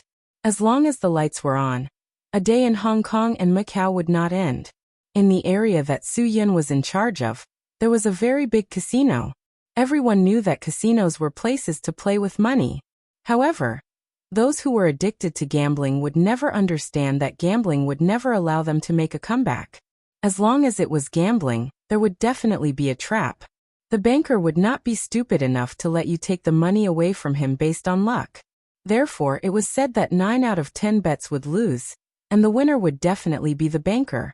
Otherwise, why would the banker open a casino? Is it really to play with you for free? Why would casinos provide free tea and even free snacks? If they didn't let people lose some money inside, wouldn't they be too free to do these things? This casino would also be one of the places where Su Yun would be able to reap the rewards in the future. Looking at those poor gamblers who were beaten up and thrown out. Looking at those who were still well-dressed when they went in, and coming out in pain when they came out, Su Yun really wanted to give them 2 words. Serves them right. If he didn't have that greed, if he didn't think about reaping without sowing, then he wouldn't be where he was today. No one forced them to gamble. They were the ones who were willing to gamble. They were the ones who were willing to lose everything. When gamblers were desperate to lose, they would often borrow money from the loan sharks in the casino. As long as the money was borrowed, their life would be over. Loan sharks compound interest. They had already lost everything. How could they pay back the money? They could only rely on cheating and robbing to commit crimes. So this gambling was really the source of evil. If it weren't for Su Yun's current identity, he really wanted to burn down this casino. However, casinos in Hong Kong and Macau were not as illegal as the mainland. There was no gambling in the mainland. Gambling was a crime. Opening a casino must be sentenced. If you want to gamble, there was only one way to gamble. Lottery. That was not a problem. In fact, there were really people addicted to buying lottery tickets in the mainland. They thought that they could calculate the big prize, but in the end, they lost everything. At this time, a guy was beaten out of the casino by a few young men. The guy kept begging for mercy and kept crying. However, the casino people didn't care. They directly took the stun baton in their hands and poked the guy. The guy was in so much pain that he kept crying out in pain and begging for mercy like a grandson. Cripple 5, let me tell you. The money you brought is not even enough to pay back the F**king interest. You still want to continue gambling? Bah. The leading young man stared and said, if you don't pay back the money, I'll break your other leg. This pitiful guy was lying on the ground and begging for mercy. He kept kowtowing. Brother Sheng, I beg you to give me a chance to turn things around. Let me gamble one more time. One last time. Maybe I can turn things around. The young man called Brother Sheng unceremoniously kicked Cripple 5's shoulder. If you want to gamble, then go get the capital. Cripple 5, don't you have a daughter who is already 18 years old? If you think it's okay, bring her here. I'll introduce her to a place to work. I guarantee that you can earn money every day. After that, the young men laughed. Their so-called place to work was a massage parlor not far away. It was called a massage parlor, but it was actually a place that provided that kind of service. That's if you're willing. With your daughter's age and beauty, a virgin can be sold for tens of thousands of yuan. Ah Sheng said. You can pay back the loan you owe in less than a month. Ha ha ha, let your daughter serve me when she has time. Maybe I can exempt you from a day's interest. The more those people laughed, the more pain and uneasiness on Cripple 5's face became more obvious. He was really forced to sell his daughter. He had already sold his wife. Was he going to sell his daughter now? He didn't want to do that, but it was the only thing he could do now. He didn't know what to do. Ah Sheng's suggestion was really the last chance in his life. If he could earn money by selling his daughter, he would have capital to gamble. As long as he won the gamble, he could make a comeback. With money, no one would look down on him anymore. Cripple 5 would never understand what the word gamble meant. He would never know that he could never make a comeback by gambling. No one could really become a billionaire and enjoy the life of a billionaire just by luck. There would only be people who lost their families because of gambling and became the trash that society despised forever. It's fine if you want to ruin him, but don't ruin his daughter. Su Yun suddenly walked forward and said to the young men, don't ruin his family. It's appropriate to put him anywhere. Su Yun's appearance made Ah Sheng and the others a little confused, but they soon learned everything from Su Yun. I'm Su Yun. I'll be in charge of Yao Jianwang district in the future, Su Yun said. I'll be in charge of Hongdong Group. Do you remember? Brother Yin, nice to meet you. They immediately understood. They had already received the news that Su Yun was promoted, but they didn't expect Su Yun to come here alone to inspect the work. At this time, at the door of a massage shop not far away, a man similar to Cripple 5 was forcing a girl to go in. The girl kept crying and begging her father not to be so cruel. But the man said fiercely, "If you don't sell yourself, where will I get the money to gamble?" Su Yun would probably see this kind of tragedy often in the future. "What are you waiting for?" I said, "Don't ruin his family. That guy lost the gamble. Let him think of a way to repay the money he owes. Selling his wife and children, he is a beast." Su Yun said, "Go and teach him a good lesson for me. Let him remember this in the future." Although Ah Sheng and the others weren't willing to do so, they still went forward to stop that person and beat him up violently. It was said that sex was the root of all evil. These massage shops would always be the cancer of this place. They didn't know what the Hong Kong and Macau police were thinking. They should have banned them earlier. Then there wouldn't be so many innocent girls who would be dragged to the point of no return because of those scums. Bastard fathers, bastard husbands, and even bastard boyfriends. Almost all the girls faced them together. It was those people who forced them to this point.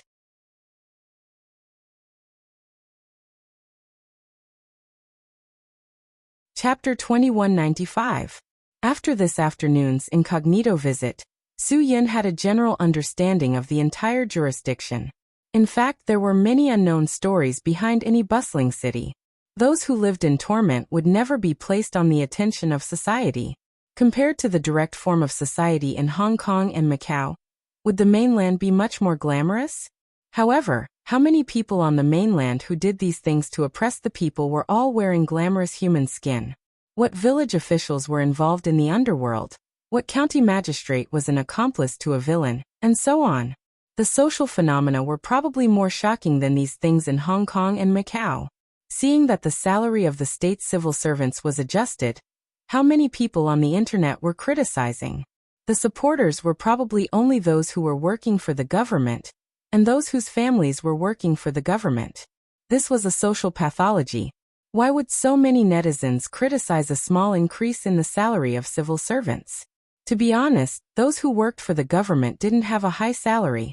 Even the vast majority of salespeople in small private companies earned more than them. Every month, they received a pitiful salary of a few thousand yuan, but they became the haters in the eyes of most people in society. Many people didn't see the sweat they shed to get this job. What was the reason?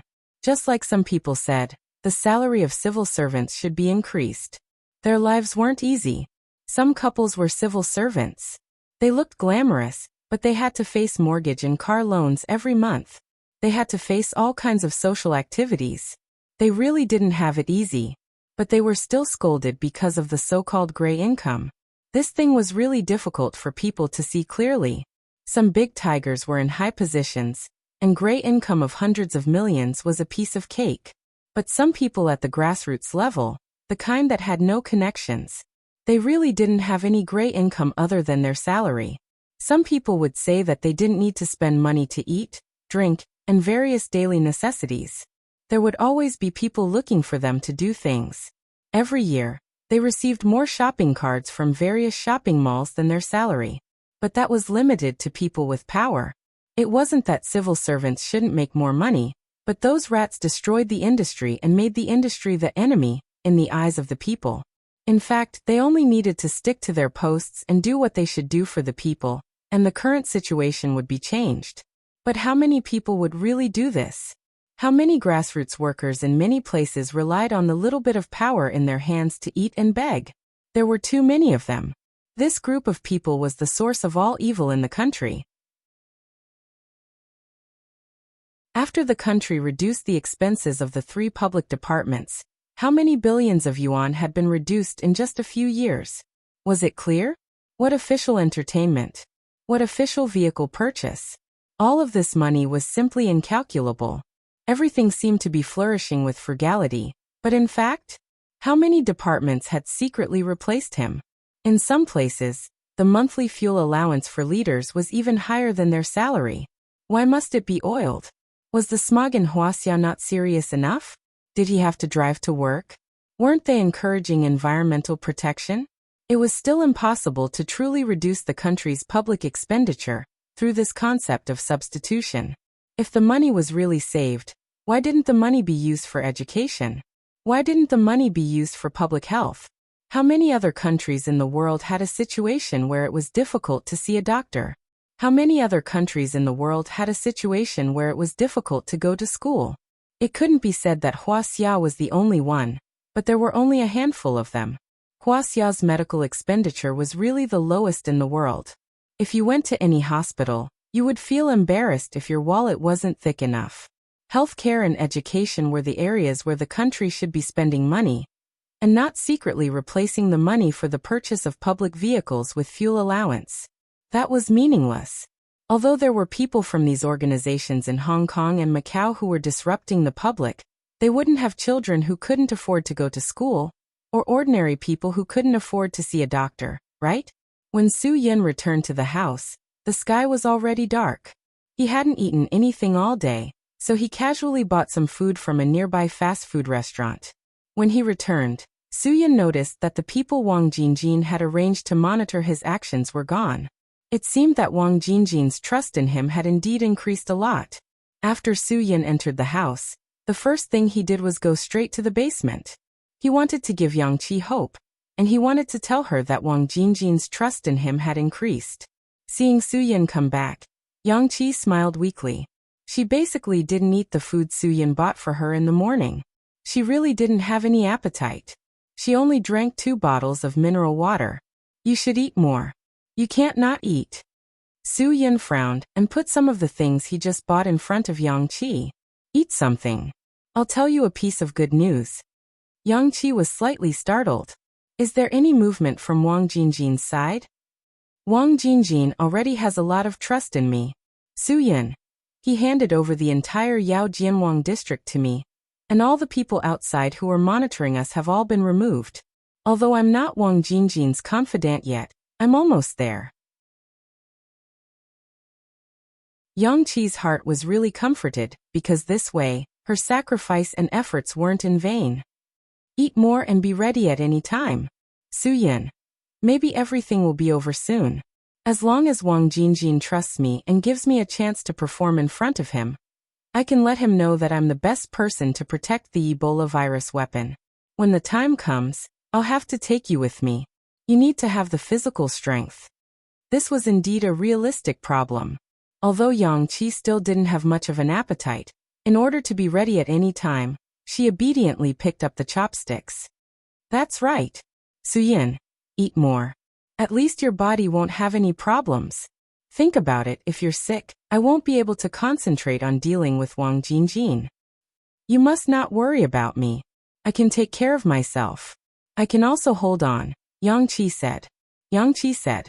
Although she was on the verge of collapsing after spending a day in the basement, in order to let Su Yin do things with peace of mind, she would never complain. Su Yin nodded. As long as you take care of yourself, I won't have to be distracted. I definitely will. Yang Qi ate the food in front of her in big mouthfuls. Under Su Yin's words, she felt that her body was filled with the strength of hope. After the two of them finished eating, the sky was already dark. Su Yin suddenly received a call from Sang Fei. This made him a little surprised. This guy actually took the initiative to contact him? It definitely wouldn't be anything good. Hello. Su Yin picked up the phone and motioned for Yang Qi to keep quiet. Sang Fei's voice was anxious. Brother Yin, something happened. Pighead came to our place to cause trouble. I've already called my brothers. Now, we're just waiting for you to come and negotiate with him. He wants to take over the streets in our territory. We can't let him do as he pleases. Su Yin frowned. He had just been promoted and there was already trouble? Wasn't this too much of a coincidence? Pighead. Who is he? Su Yin was stunned. Starlink Association. Sang Fei said. He has been eyeing our Yao Jianwang district covetously ever since Brother De Kuan died.